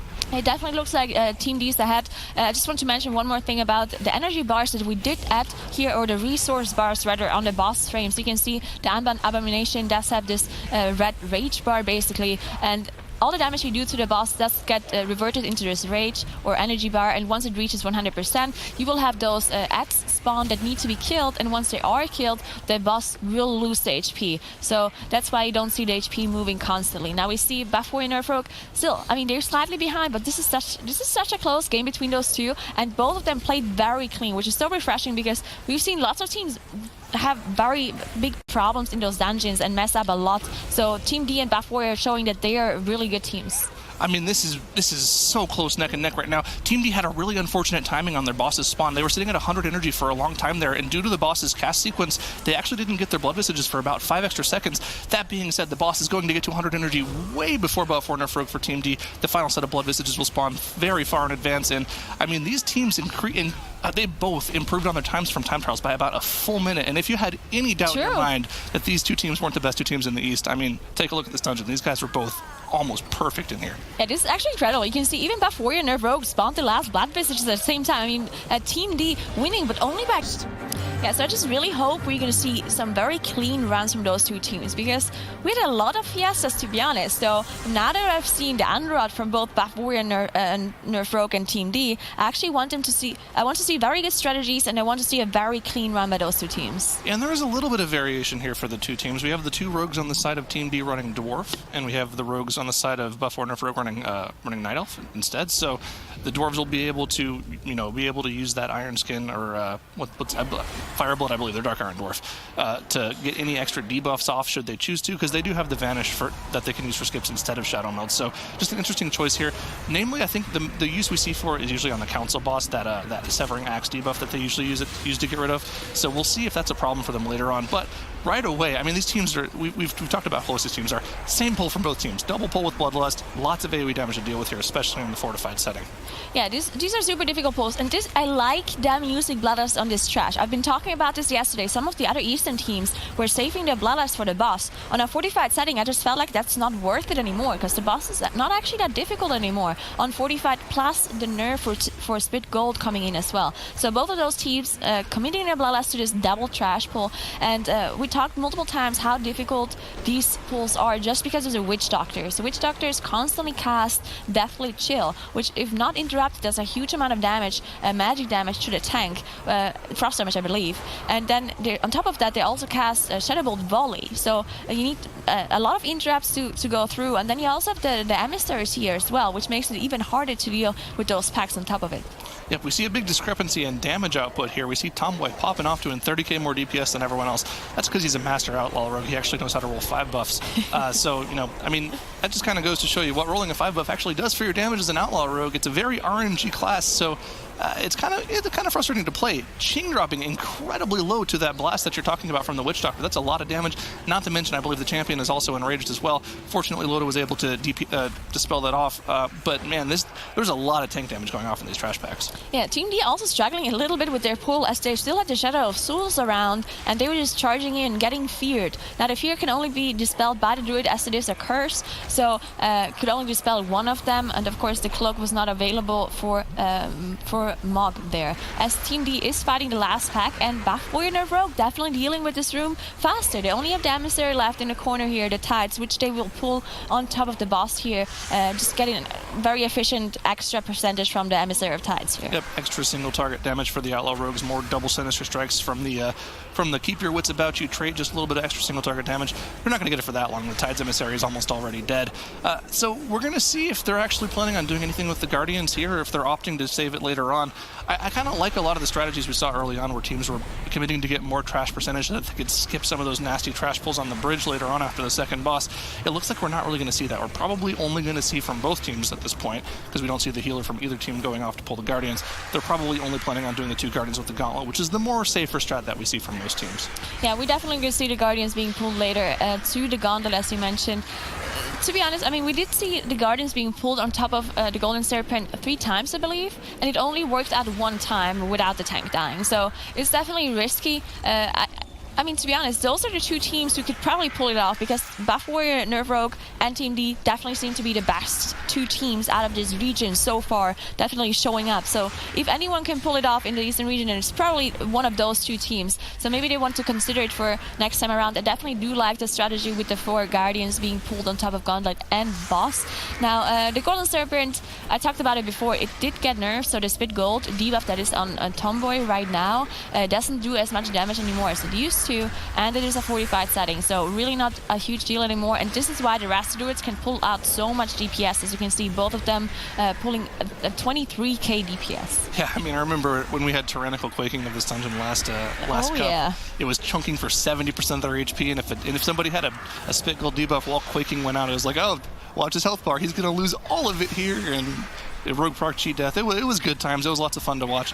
It almost makes it a little cheaper now that it's only fortified and it got nerfed. But you know, it's still something the healer kind of has to pay attention to. They still have to toss hots on them, but they are able to output a lot of single target DPS now. It's a little more involved for the healers instead of just having to pump out heals the entire time. That being said, Buff or Nerf Rogue, they are cruising in this dungeon right now. They are way ahead of Team D in terms of where they are in the dungeon right now, and I mean, this is pretty promising to see, because they were very close in the previous dungeon, and so far so good for Buff Warrior Nerf Rogue. That being said, here we go. First 2 Guardians coming into the Gauntlet room. This is typically what we see. These first 2 suppression slams, they can pretty much go in any direction because the tank doesn't have aggro on them yet. But once the tank has aggro, they will always face him with that frontal cone ability. Yeah, this is just very impressive by Buff Warrior Nerve Rogue. Not only did they deal with the first trash room faster, they also dealt with the boss faster, and now they're already fighting the Gauntlet, while Team D just got there right now. So you can see the Gauntlet actually not being RNG like it is on live servers on which group is getting activated, but it is the top left one, and then it goes counterclockwise afterwards. So they definitely know which group is getting activated at what time. Now, the second group is probably one of the most dangerous trash groups that here in this Gauntlet, just because there's 2 named mobs. One of them casting AoE lightning needs to be interrupted by either the Ring of Peace or the Typhoon, or and there's also the X Barrage, which can only be delayed by stuns, because it can be interrupted, but right right after the stun wears off, the X-Barrage is going to get casted again. You can line of sight the X-Barrage, but that's very inefficient damage-wise, so usually teams just choose to take the X-Barrage and let the healer out-heal it. Yeah, usually you only see line of sights for X-Barrage like in the Raging Affix or something ridiculous like that, where it will do 100% more damage, and you'll see people get very much chunked by that debuff. But, you know, in these affixes where there's not that much to worry about and it's not even that much damage on the group, it's like maybe 20 to 25% per tick, they're able to heal through it. It only does 3 ticks of damage. It won't even 100 to 0 anyone on this particular setting with these affixes, so it's not something they're worried about too much. I mean, but for Nerf Rogue, they've dealt with the Guardians, they've dealt with the second pack of mobs. Team D pretty close on their heels, but still, Buff or Nerf Rogue, very, very, very firm advantage right now in this dungeon. I'd say 30, 45 seconds, something about that amount right there.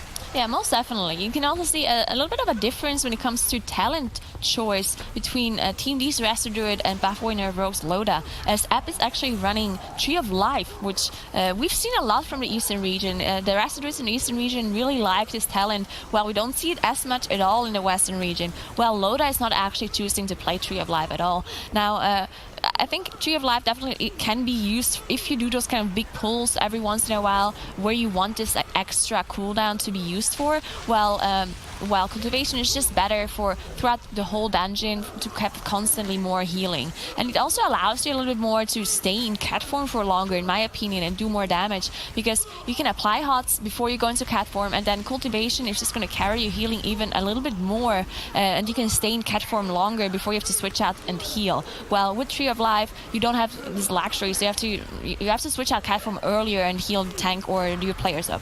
And Legend has it every single time a healer, a Resto Druid picks Tree of Life, JB rolls over in his grave one at a time. Yeah, that guy, I mean, he doesn't like Tree of Life at all. He'll fill out any excuse to run Cultivation. I think it's a pretty interesting talent choice as well. I mean, you just kind of went over all the basics for it. So I feel like normally when we see Tree of Life picked, it usually means the team is gearing up to do some very large abnormal pull in the dungeon, usually with Bloodlust. And like there has to be a reason to take Tree of Life. We've talked about some of these choices that the teams make. Usually there's a very specific reason they take some of these talent choices or some of these comp changes, and hopefully we'll see it out of Buff or Nerf Rogue. Maybe they plan on doing some massive pull on the bridge later on. Yeah, it could definitely be the exact thing that you said, because Tree of Life, you know, if you don't play around it, or if your comp doesn't need it, then there's no way of running it, right, as you mentioned. So there definitely might be a huge bridge pull that we see later on, or maybe even something that is being pulled on top of the boss. But at this point, Buff Warrior Nerve Rogue very far ahead. They are already in Machimba's room. You can see both of the constructs and all the fluids being pulled here on top of the Emissary of Tides. You see Ching just using that shield wall to be able to stay alive here. Yep, I mean, this is a pretty typical pull. We didn't see this last week from any of the Western teams because they had that bursting affix, so they wanted to make sure only the rogues were in the room when all the bursting went off, because they could just cloak it off. But because there is no affix stopping them from pulling everything in the room at the same time, of course, they're going to do what they can do, and they can pull everything at the same time.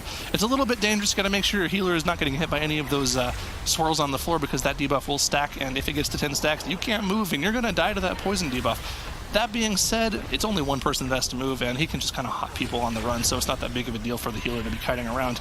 And Buff or Nerf Rogue, they've dealt with all the blobs. They only have the 2 constructs left.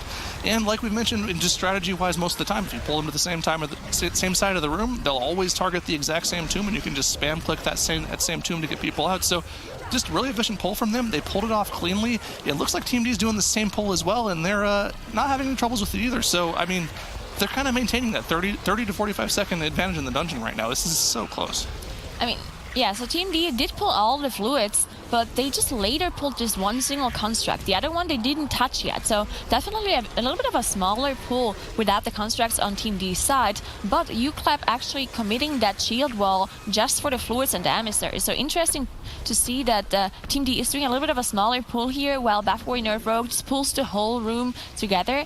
Now this doesn't necessarily mean that Team D is slower, because they in theory could be pulling the constructs on top of the boss. So as long as they do everything in 2 pulls, then they're still going to be fine compared to Buff Warrior Nerf Rogue, but it doesn't seem like they are going to pull it on top of the boss here. So definitely a little bit slower here as well on Team D's side. And I kind of want to test the speed of these 2 teams. Normally, by the time teams in this Eastern region so far have gotten to the second boss, their Bloodlust has been off cooldown by the time they've pulled the boss, and we've always, discussed, oh, are they going to use Bloodlust on the boss? Are they going to use Bloodlust on the Trash Pact afterwards? Their Bloodlust is just now coming off cooldown on the side of Buff or Nerf Rogue with the boss at 30%. So I can say with absolute certainty certainty they are not going to use their Bloodlust on the boss, and they're going to save it for trash afterwards. Team D, we could talk about it if you want, though. One more thing, though, because they also used their Bloodlust on the trash, and most other teams were saving it for the Serpent, meaning they even used it later. So you can definitely see, as you mentioned, Buffalo Nerf Rogue and Team D a lot faster than what we've seen so far out of the Eastern region. Now, Team D, again, a little bit slower. It took them so long to finish off these constructs, to be honest. While Buffalo Nerf Rogue was just pulling the whole room together, just dealing with it so much faster compared to Team D, as they already downed Machimba now, and now we might see a big pull coming out of Buffalo Nerf Rogue. Definitely interesting to see what they're going to do with this bridge area here. They probably are going to skip the Brood, but let's see what they do. Yeah, I'm really interested to see what they're planning on doing here. This they've staffed the Tides Emissary as well. They've got the Berserker stunned. And I mean, this isn't as big of a pull as I thought they would do. There's 2 Berserkers in here, which is absolutely what the Bloodlust is for. You got to keep an eye on that bleed debuff that's in the bottom left of Ching's frame right there. If that stacks to 2 or 3, he's going to be in big trouble. If it ever gets to 3, he's more than likely just dead, and they're going to have to commit the battle res. But fortunately, they do have 2 of those. And really, right now with the Bloodlust, it looks like they're pretty stable. One debuff goes on Ching there. Hopefully, the second debuff goes on somebody else, because that's what you'd like to see. It does leap away from him, so he's not going to get 2 debuffs. That's a very good management of the Berserker debuffs from Buffalo Nerf Rogue here. And even though he's taking a lot of damage from the trash back, without that debuff, he should be totally fine. The other debuff went on the Druid, so he'll be able to heal himself up.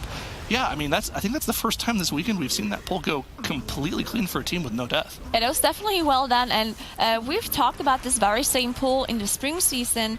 Most teams did pull off this exact same pull, but it was not fortified last time around, so it's definitely a difficult pull to do for those kind of teams. I think it's mostly just managing that is difficult on this pull, because, yeah, the Berserker's bleed does do a lot of damage, and the casters, the Spectral Bolt does do a lot of damage as well, but they can be interrupted, right? So as long as you manage them properly, and as long as you execute all of the single target control properly, then you're going to be fine. And of course, you also need to see the Emissary of Tides, which we've seen some teams fail to before. But Buffalo and Nerf Rogue not done with this pull, as Team D also used their Bloodlust to do this exact same thing. And now Buffalo and Nerf Rogue actually engaging this Brood, which we thought they would, or I thought they would skip. Yeah, usually when we see teams have their trash percentage from the Berserkers, if they're about 75, 76%, that means that they're able to skip the Brute. That being said, that's 74% before they engage the first Berserker pack. So they do need to finish this off to get their percentage for the dungeon. They do have to commit one of their battle res to Morito going down, unfortunately, there, which is, I mean, this is pretty reasonable. This trash pack is nasty. Both of these Raptors do a lot of frontal cone damage with that leap claw that they do. And on top of that, there's a lot of downtime in general with the Brute doing his massive area of denial abilities. So they got that trash back down a lot quicker than we've seen other teams do. That's a lot of good focused single target damage from them. And I believe, like we normally see from most teams, they're going to commit at least one of their shrouds, maybe both of them, to getting to the third boss.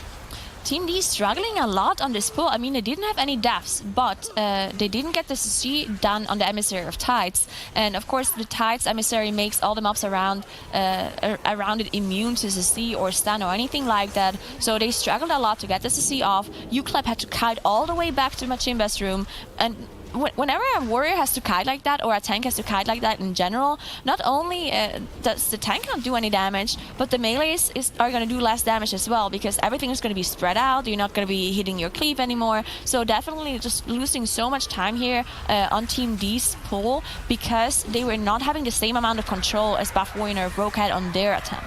It's important to mention as well that we talked about this earlier in the dungeon, the Dark Iron Dwarf racial that they can use. They can actually use those to get rid of the Berserker bleed debuffs as well. So they could choose to take one of the debuffs for their tank and then use that racial to get off. We do see UClap actually going down to this pull. They're going to have to commit their battle res, but that rogue has the debuff on him, and he still hasn't used his racial. He has it available. You can see the icon, the Fireblood icon.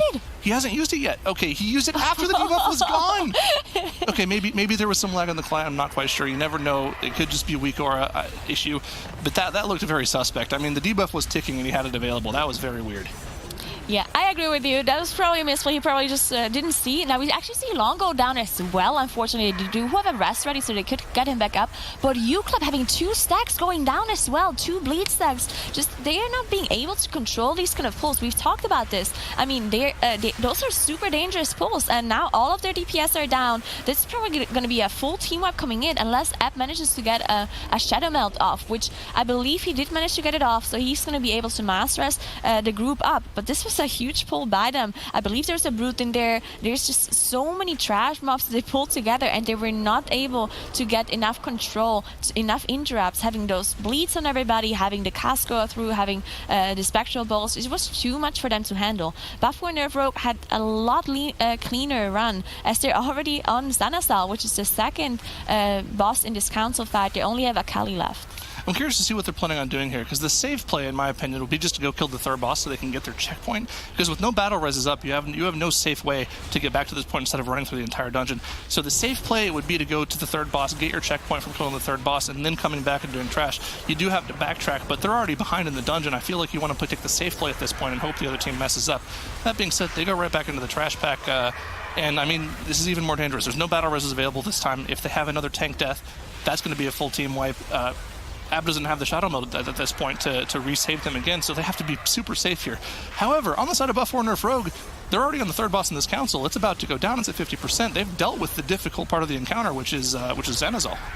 Yeah, and this is a very good time. If you look at the final time right now for King's Rest, this is so good. So Buff4 Nerf Rogue definitely having a very good strategy, very clean as well. Just you know, it looks so easy how they pulled off the trash pulls right earlier. We said this is not as big of a pull as we thought it is, but then we looked at Team D doing the same pull and just struggling so much, just because this is so difficult on 45. Even if Skittish and Volcanic are not really an issue for those teams, because you know Volcanic can just be dodged, and Skittish is gonna be not a huge problem if you have a worry doing a lot of damage and also have 2 tricks from the rogues as well. So definitely not a huge deal for those affixes, but 45 making this so much more difficult, and Buff4 Nerf Rogue doing an excellent job dealing with this, as they also pulled one more trash group here with an Emissary of Tides in it. So keep in mind, none of these can be stunned or succeed. Trust me, guys, I know it looked weird what Loda was doing there, but he did know there was a wall there. He was just trying to proc the cutscene from running through this door after he killed the third boss without being in line of sight of the Witch Doctors to get damaged. So just smart play again. They know how this dungeon works. They deal with that large trash pack with the tides cleanly. They only have to deal with this 3-pack in front of the bridge as well as the Shadow Azul, and then their trash percentage is done, and then they finish off Atal'Dazar. And they are so far ahead at this point in the dungeon that all they really have to do is play safe and play clean, and they should have this in the bag. Yeah, this is so clean by Buff4 Nerf Rogue. I'm very impressed by their strategy and by their execution here. Very well done.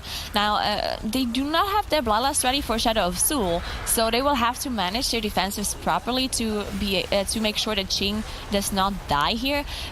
If something goes wrong and they run out of defensives, in theory you can still start kiting this mini-boss here, but it's super dangerous to start kiting, and someone else could get aggro, especially in the Skittish affix. So we'll see how Buff4 Nerf Rogue does handle Shadow of Zul here. All right, no caster curse. The tank will definitely not die to Shadow of Zul. They have a battle res available just in case, but I mean, we always talk about how difficult this Shadow of Zul encounter is, especially for prot warriors to deal with it.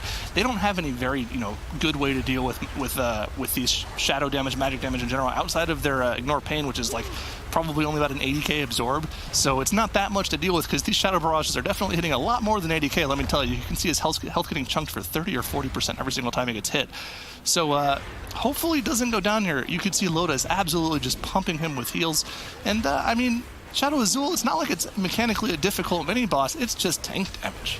It's definitely just tank damage, and you can get a little bit unlucky on where those zones spawn that you need to soak. I mean, most of those teams are just outranging them instead of soaking them, because it doesn't have a huge range, but it can spawn in a very bad spot, so the healer needs to run away, and if the healer runs, he can't really spam those regrowths, as we can see Loda doing right now. And you can see the HPS coming out of Loda on single target, basically. He was just spamming that regrowth, spamming those hots onto Jing, but very well done.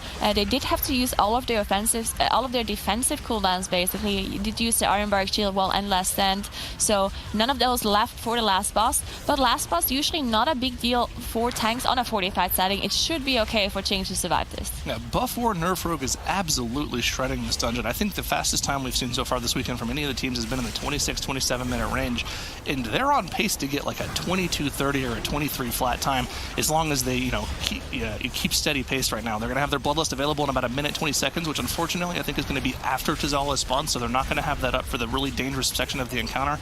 That being said, it is fortified. Both of the rogues do have cloak available to cloak through that first Deathly Roar from Tazala as well, so they should be able to kill it before a second Deathly Roar gets off. Hopefully, I'd imagine they would. But, even so, it is in a fortified setting. I don't really foresee anyone going down to that.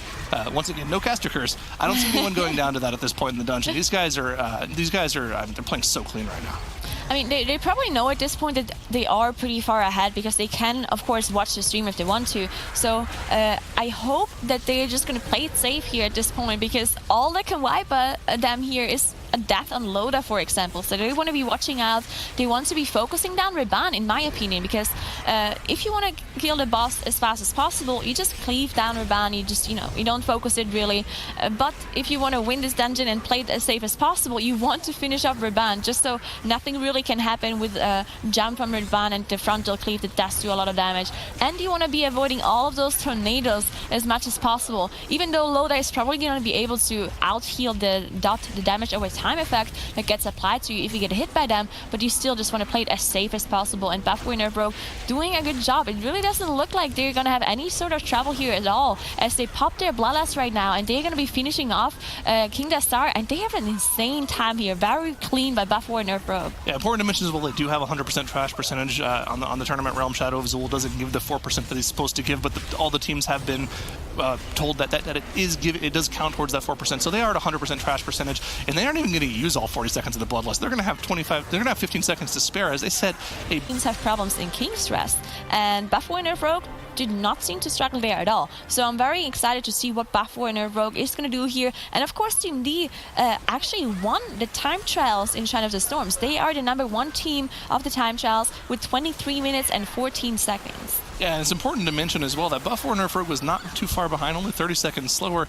but there was a huge drop-off afterwards. Team D, Buff Warner Ferg both had 23-minute times in that range, and then the third-place team had a 26.5-minute time. So, I mean, it's very clear just from the play in these last two dungeons how much of in a league of their own these two teams are in the Eastern region so far. But, I mean, hopefully they can show once again in this third match on stream, and maybe we can see an improvement again, because they already improved their Underrot time earlier by almost a full minute each. So to see an improvement in Shrine of the Storm as well would be very impressive from both teams. Which is crazy to think about, that they improved their time trial time, because the time trials they played were actually before the rogue nerfs came in.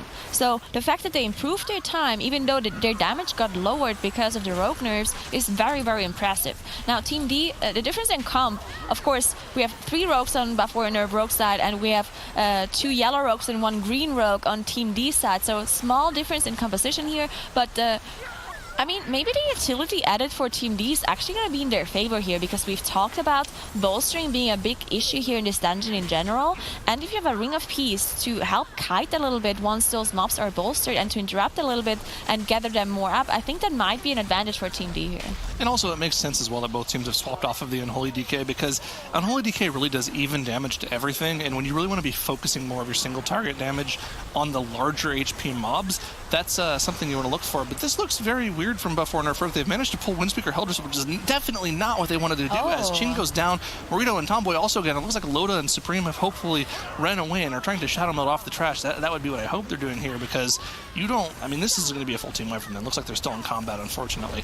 Yeah, that's really unfortunate from them. It looks like maybe they got too close to the trash mobs, or maybe mistab targeted. That's going to be very unfortunate from them. But steady course for Team D. They've got 16% trash percentage. They're now moving down to that same section of the dungeon that we just saw Buff Warner Ferg wipe in, and probably going to see something similar from them, where they pull that top trash on top of the stairs with these 2 Galecaller apprentices into the cauldron, so they can snap everything together and hopefully not accidentally pull Windspeaker Heldress.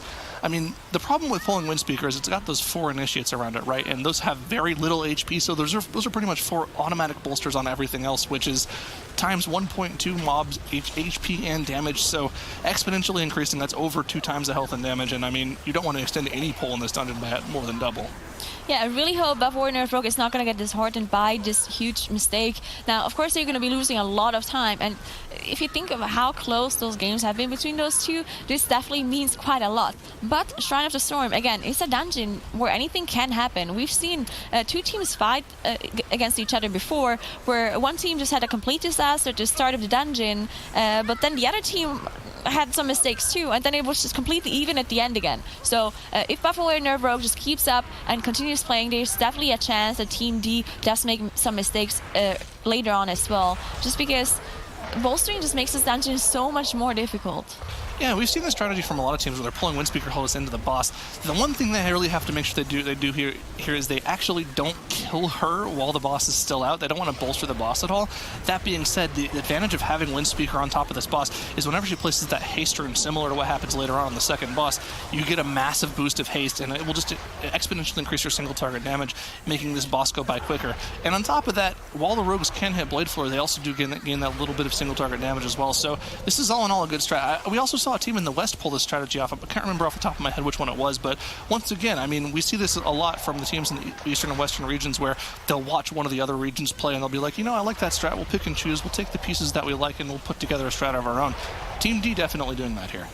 Yeah, we see Buffalo Nerve Rogue finally committing their Bloodlust here to Aquasphere as they pull the boss, and they also pull Hellish on top, as you mentioned, which, you know, I'm not sure if they came up with this themselves or if they copied this strategy. Either way, this is definitely working out for those teams. And Team D, they did use their Bloodlust at the very first pull of the dungeon, so theirs is going to be up a lot faster compared to Buffalo Nerve Rogue, but we're only going to get, I believe it's going to be either 2 or 3 Bloodlusts for Team D, probably 3. This dungeon usually is around the 23-24 minutes mark, so they definitely can get a third Bloodlust out.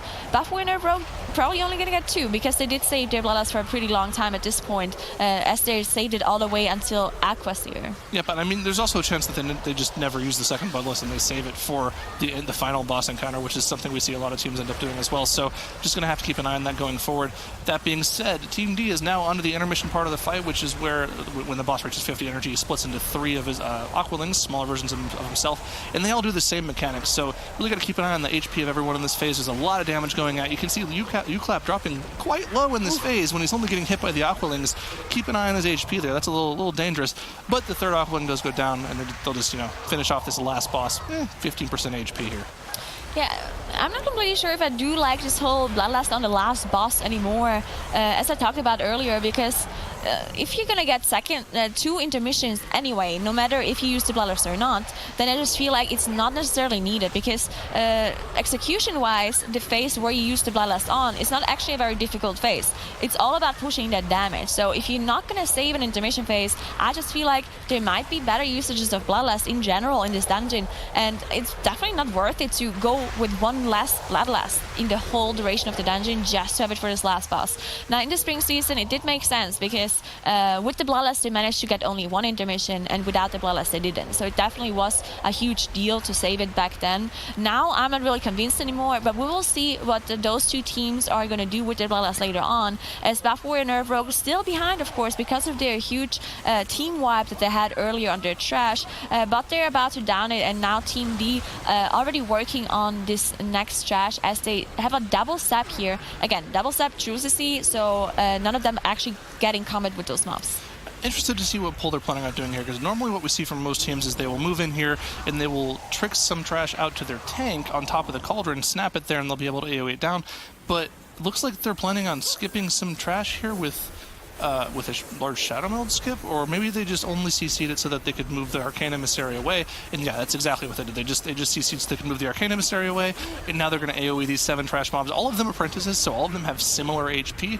And I mean, that was a very carefully crafted pull. There are some attendants in there that have less HP than everything else, so they have to keep an eye on those, make sure they're not too focused on them. One of them did go down already, which is 1 bolster on everything else, and that was at about 50% HP. The second one looks like they're doing just fine with their AoE cleave just now, so they're making sure they're evenly cleaving everything down. This is just kind of masterful bolstering management out of them. I like to see their play here. Yeah, really well done by Team D. Now, sometimes even if something is very well planned and it looks like it for Team D, doesn't necessarily mean that this is the most efficient way, because the setup time that you need to get all those steps out, to get to the seed, to get the pull going on, get them pulled away from their emissary, this is all precious time that you do not spend doing damage. And all the time that you don't spend doing damage is very inefficient in those speedruns in general. But they pulled it off very perfectly, and bolstering, again, one of those things, if you manage it properly, as you mentioned they did on this pull, it's definitely going to save you a lot of time. While Buff Warrior Nerf Rogue did have one death on their way to this trash here, they did get a mass rest off, so they didn't have to commit a battle rest, but still, 6 deaths at this point. Where is Rune Carver? Did they deal with him? No, he was behind the corner. Yeah. Okay, that was interesting. So they kept him around the corner outside of bolstering range, and then they dealt with the attendants, and they're actually killing him for trash percentage. This is not something we normally see most teams do. This is honestly kind of a weird strategy, but hey, it works for the bolstering strategy. Team D, however, is pretty firmly in the lead right now. So just keeping an eye, I believe what we're going to see most teams do here is, okay, are they not skipping the Guardian Elemental? They're just pulling it with... Okay, this is completely different. I don't think we've ever seen someone kill the Guardian Elemental in the MDI before. I don't think so. Okay, that's new and exciting. You normally don't see teams pull either of these mini bosses because they're just not that efficient to pull. On the side of Buff Warrior Nerf Rogue, they're doing. I mean, these guys are doing pretty much the same strategy. They're pulling a mini boss, and then once the mini boss gets to half HP or so, they're pulling trash on top of it so that they have pretty much the same amount of HP. Then they can just efficiently cleave everything down. Both teams doing the same thing, just at different points in the dungeon. This is like a really cool side-by-side image to see right now. I mean, they're doing the same strategy just with different mini bosses. Yeah, I actually kind of like this, to be honest, coming out of Team D. Now, of course, it is a lot of AoE damage, and this is the reason why usually those teams don't want to pull this bridge elemental just because it does so much AoE damage. But especially in this bolstering, I think it just seems like something you don't want to do. But they just first single target down the elemental, as you mentioned, and then they pulled the trash on top to just get very efficient uptime. And it definitely seems like if you don't have this elemental, it's so much easier for everyone to get back in case something does go wrong. And we've seen lots of times before that things can go wrong. So not having this elemental there on the bridge definitely makes coming back a lot easier. And now we're going to see the initiates. Hopefully they can deal with it very well because they are very highly bolstered here for Team D's side. I mean, we've seen so many times this initiate pull go wrong for teams on the bolstering affix. It looks like they have a couple of pretty high initiates. There are only 3 left for Team D, whereas Buff Warrior Nerf Rogue is just now killing their first set. So we'll see how efficient they are. Team D, it looks like they finished all of them off. That was pretty clean. Buff Warrior Nerf Rogue, they've got a couple decently high ones. You got to remember, even though those bars are small, that could be a couple 100,000 HP, but it looks like everything is pretty low and they're going to be able to deal with them pretty efficiently. Very impressive bolstering management from both teams. I mean, it's just efficient cleave, so very well done. I still wonder if it's even worth it to pull those initiatives at all, because it seems like it's very little percentage and you're using a lot of time to finish them off just because of the bolstering. And no matter how perfect you play, you're always going to bolster them at the very end and you're always going to lose a little bit of time. So I kind of would have liked to see them skip the initiatives with like a shroud or something like that. There's some that you have to kill that are in the room of the boss, but there's some that you can actually skip on the bridge area. So maybe that's something they want to change later on if there's bolstering affixed again.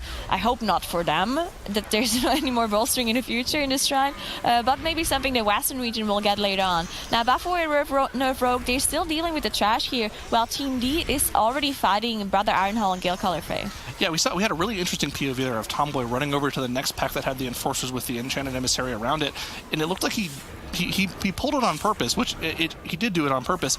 But I mean, if you don't know how that mechanic works, you kind of be questioning why he did that in the first place. The reasoning he did that is because he wanted to make sure that he got rid of as much mana from the Enchanted Emissary as possible.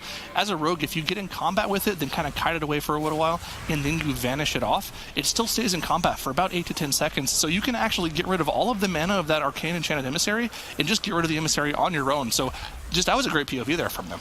Oh, I really like this. This is so smart by Buff Warrior Nerf Rogue and also Team D doing the same thing as they're just jumping onto this ledge. This probably means, almost sure it means that those tornadoes are not going to hit them. So they can have all the tornadoes spawn in the world and they're just going to be saved there on top of this ledge as they don't go up there. So a very smart play by both Team D and Buff Warrior Nerf Rogue making use of this. Now, you can be like, oh, well, but you can just dodge them, so this is not actually going to help them too much. But yeah, it does help them a lot, because if you dodge the tornadoes, you lose damage. Even with Atal'Dazar Rogue, if you have an increased range, you're still gonna be looking at the tornadoes, dodging here and there, and then you have to pay attention to where the wind stone is because that one speeds up the tornadoes. So just having to sit there without having to worry about those tornadoes at all is definitely going to increase their damage by a little bit. Yep, and you can see there's a differing strategy here as well. Buff or Nerf Rogue is opting to just kind of evenly cleave these down as much as possible because they don't really care about Gale Caller Fae. They can just interrupt as many casts as they want because the tornadoes can't reach them at all. So they can just full-on use that haste buff to their advantage as much as they want. Whereas on the other side of Team D, they've opted to cleave more trash down with Brother Ironhole once Gale Caller Fae is dead. Now, because they did that and because they were a little inefficient with getting their trash together, Mach did end up proccing his cheat death and almost dying, but unfortunately they didn't have to expend any battle reses there. But it looks like Team D still has a little bit of an advantage due to that early wipe from Buff or Nerf Rogue, but it almost seems like Buff or Nerf Rogue is kind of closing the gap a little bit. Yeah, definitely. I think they caught up quite a little bit here at this point. Now, it's still going to be 30 seconds difference because of those 6 deaths, and they also have to catch up in raw dungeon speed. But at this point, if Team D makes some sort of mistakes, which can happen on this exact very pull, we've seen this happen multiple times where teams pull 7 enforcers, and then a tank just goes down because it runs out of defensives, or there's no slow or AoE utility coming out of the rest of the team. So we'll see how you manages this pull as to pull all of the enforcers together. And the important thing is at the start of that pull, they had to deal with that Arcane Emissary. And if I'm right, and we haven't seen it yet off screen because we didn't actually see the Arcane Emissary go away, but we'll see in a second here. If I'm right, Buff or Nerf Rogue will not have to deal with that Emissary at the start of this big pull that we see Team D pulling off, which means there's a little bit less setup time. And are we going to see... Is he right? Come on, camera. Let me see. It's still there, but it's going to have a lot. It's going to have a lot less mana, so it should go away a lot quicker. So hopefully this Emissary, you'll see it go away almost instantly, maybe 5 seconds after combat. There you go. There we go. Right Perfect. away. And that was the reason for the Rogue going there earlier. Pretty awesome strategy from them in general. Good routing. They don't have to worry about it at all during this trash pack.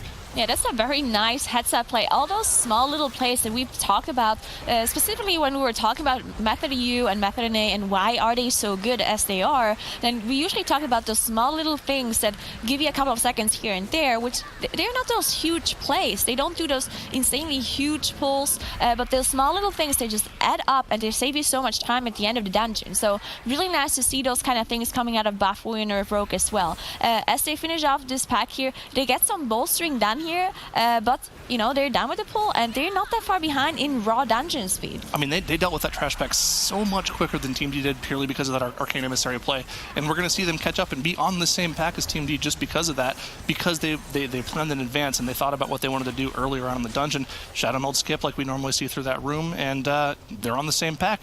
Team D only has it at about half HP on their side, so we're going to have to see if Buff or Nerf Rogue is going to be able to catch up. Yeah, one more thing I did like to note though is that the Enforcer pull was a little bit easier for Team D because they did have the Ring of Peace. So kiting was a little bit harder for Ching because you know, they have less AoE utility available for them because they don't have this AoE stun from the Monk, and they also don't have the Ring of Peace. So it made it a little bit easier for Team D to handle it. But now Team D is done with the pack and they pulled 2 of the bridge packs together as far as I'm aware. They need to be very careful with that down Depth Ringer in the back. That was just free casting. It was at half HP, and if they didn't interrupt it to come in, it could have bolstered up a lot. Fortunately, one of the rogues did kick it and move it in, so it's not going to be too big, but it was the last Mamba alive. It could have been pretty bad, but big safe play at the end, big save. And once again, they dealt with that trash pack a lot cleaner than Team D did there, but because they're lower on trash percentage in general, I believe they were 2% behind throughout most of the dungeon, and in that middle section of the dungeon, they are going to have to deal with this middle pack here, so they are still a little bit behind Team D in general, but man, they are catching up for sure.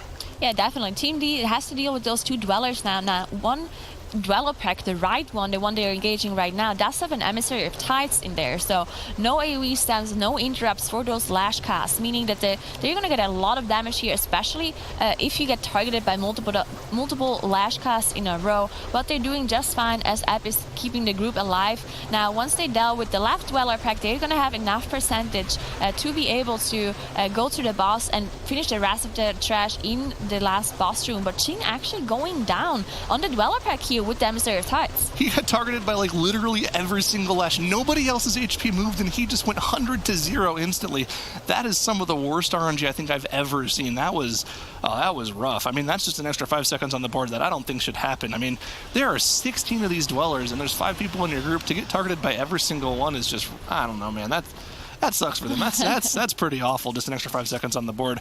That being said, you know, the 35 seconds behind in the dungeon, so I mean, Team D still has a very large advantage in the dungeon, but where they are in terms of in the dungeon, they're only 7% behind on the boss, and maybe, you know, I kind of want to go back to what we were talking about with Bloodlust on the final boss, because they have saved their second Bloodlust, like we mentioned there was a possibility of them doing.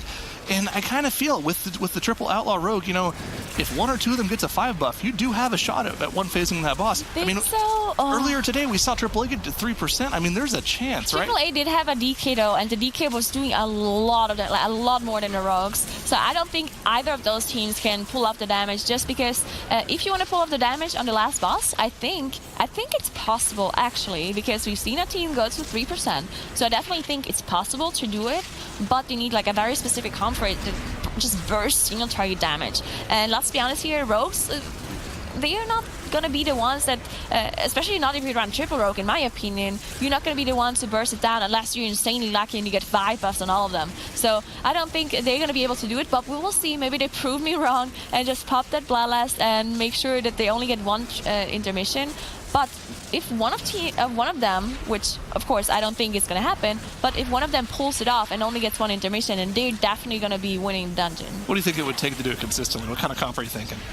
I don't know. Probably a DK in there, just because they had burst so much with the Bloodlust going on, right? Yeah. And then maybe even a Holy Paladin. That probably does a lot more damage than the rest of it, No, right? you're right. Holy Paladin would be a massive amount of damage with that buff and wings and all that pop. That'd be pretty insane to see. Maybe even with the Arcana Trinket as well for the extra 3k hit. That'd be cool. I was thinking, you know, maybe some Vision of Perfection class with some insane RNG, like maybe Boomy or even Demo Warlock getting 2 Tyrants off in that phase. That'd be pretty cool to see. But obviously, neither of those you're ever going to see an MDI play. We saw one Boomkin last cup. Yeah. We saw one, just one, and then we made fun of it the entire dungeon. So you never know. Stormsong is going down for both teams at almost the exact same time, maybe a 5-second difference. That being said, like we mentioned already, the 7 deaths on the board for Buff or Nerf Rogue put them pretty firmly behind. They would have to hope to either one-phase this boss while Team D didn't, or hope for a full wipe from Team D in order to win this dungeon. But that being said, with the wipe they had... Abcuts. That's another one for the compilation. Sours is out there still. Even though he's not here with us, he's still watching and making that YouTube compilation. I believe it. We miss you, Sours. We miss Sours, yeah. But I mean, that being said, it's still impressive that Buff or Nerf Rogue is coming back in this dungeon, and they're at the same point after having that full wipe. It just shows how good of a team they are. No, I definitely agree. Like, very, very, very good showing by Buff or Nerf Rogue. And as you said, right, they had the full team wipe, and it cost them so much time in raw dungeon speed because they were in the middle of the pack. So when they had the full team wipe, all of the mobs reset, of course. So once they got the rest off, which also took a lot of time because they had to go back and Shadow Melt, then they have to engage the same pack again. So the fact that they're this close in raw dungeon speed to Team D is very impressive. And of course, we are in the upper bracket here, so Buffware and Nerf Rogue losing to Team D does not mean that they're out. They're going to go down to the lower bracket, and they're going to have a chance to get into this upper final here today later on. So maybe we're going to see Buffware and Nerf Rogue fight Team D again afterwards. But for now, we are engaging this last boss here, and things can still happen. If Buffware and Nerf Rogue one faces the boss, there might be a chance they can still win, even with the 35 seconds. I'm a huge numbers guy. When AAA got this boss at 3%, they had the boss at 77% for the first transition. So if Buff or Nerf Rogue gets him below that, I mean, there's a shot. Let's see, he's casting right now. They're at 77. Okay, 77. So they're going to have some insane 5-buff RNG to even have a shot, it looks like. Or Load is going to have to pump out some huge numbers with that healer buff. I believe AAA's healer was doing like 80k single target DPS or something ridiculous like that. So we'll see if they can pull it off. Team D, on the other hand, they got theirs to 74%. So if they do the same damage AAA did, they might just one-phase the boss on their own too. Yeah, I mean, it's a possibility. I'm just because they definitely so the 3% that we saw earlier, they didn't bring the boss to lower than 80%, I believe, before they got it to 3% after the first intermission. So both of those teams doing more damage to the boss in the first phase, meaning that there's a chance that they can one-phase it. Now, first though, before they engage the boss, both of those teams actually dealing with the trash pack here. Now they want to be careful that they're not bolstering the boss, because those denizens, they actually do bolsters. They do bolster, sorry. The eels do not. So the eels, they can be pulled around on top of the boss, but these denizens cannot. So they want to make sure that they're 60 yards away from the boss to not get the boss bolstered, which definitely makes you lose if you do that. Yeah, it looks like both teams are going to go for the similar strategy where they finish off all 100% of their trash count by pulling 2 eel packs as well before they engage the boss. Oh, spoke too soon. Team D just going instantly on the boss with their Bloodlust, and we're going to have to be able to... I mean, if Team D one faces the boss right now, the dungeon's over. Yeah. There's no way Buff Warner Fruit comes back. Keep an eye on that purple bar underneath the boss's HP. When that purple bar reaches 100 energy and fills up, the boss will do about a 5-second cast, which will put them into the next transition. So if they're able to kill this boss before that purple bar fills up, the dungeon is almost completely over. Did the staff proc for Loda? Oh my gosh, look at the damage Loda did. Did he just one-shot all the eels? Yeah, he did. Oh my god, that's insane. But I mean, the same thing rings true. They still have to one-phase this boss to have any shot, or they're going to have to hope for a Team D wipe. And Team D is absolutely obliterating this boss right now. 15% on the boss right now, maybe 75% energy. It looks like they're going to one-phase it. They can do it. I think they're going to do it. Team D can actually do it. You can see how much damage everyone is doing. App is doing 60% single target, 60k single target DPS, and it's super. They're going to do it. It's casting? Yeah, they got boss it. goes down for Team D. Wow. One-phases the boss. And all they got to do is finish off 2 wheel packs. That was incredibly impressive. And, you know, on the other side, Buff Warner Farouk doesn't look like they were anywhere close to one phase. No. So we kind of hyped that up. But Team D able to do what no other team in any of the cups so far has been able to do in one phasing the boss with Bloodlust. Just goes to show the prowess of this team. They are that good. That is so impressive just to get the first ever one face off, and it was close. He did start casting at the very end, but the insane amount of damage just to be able to pull this off and 0 deaths so clean by Team D.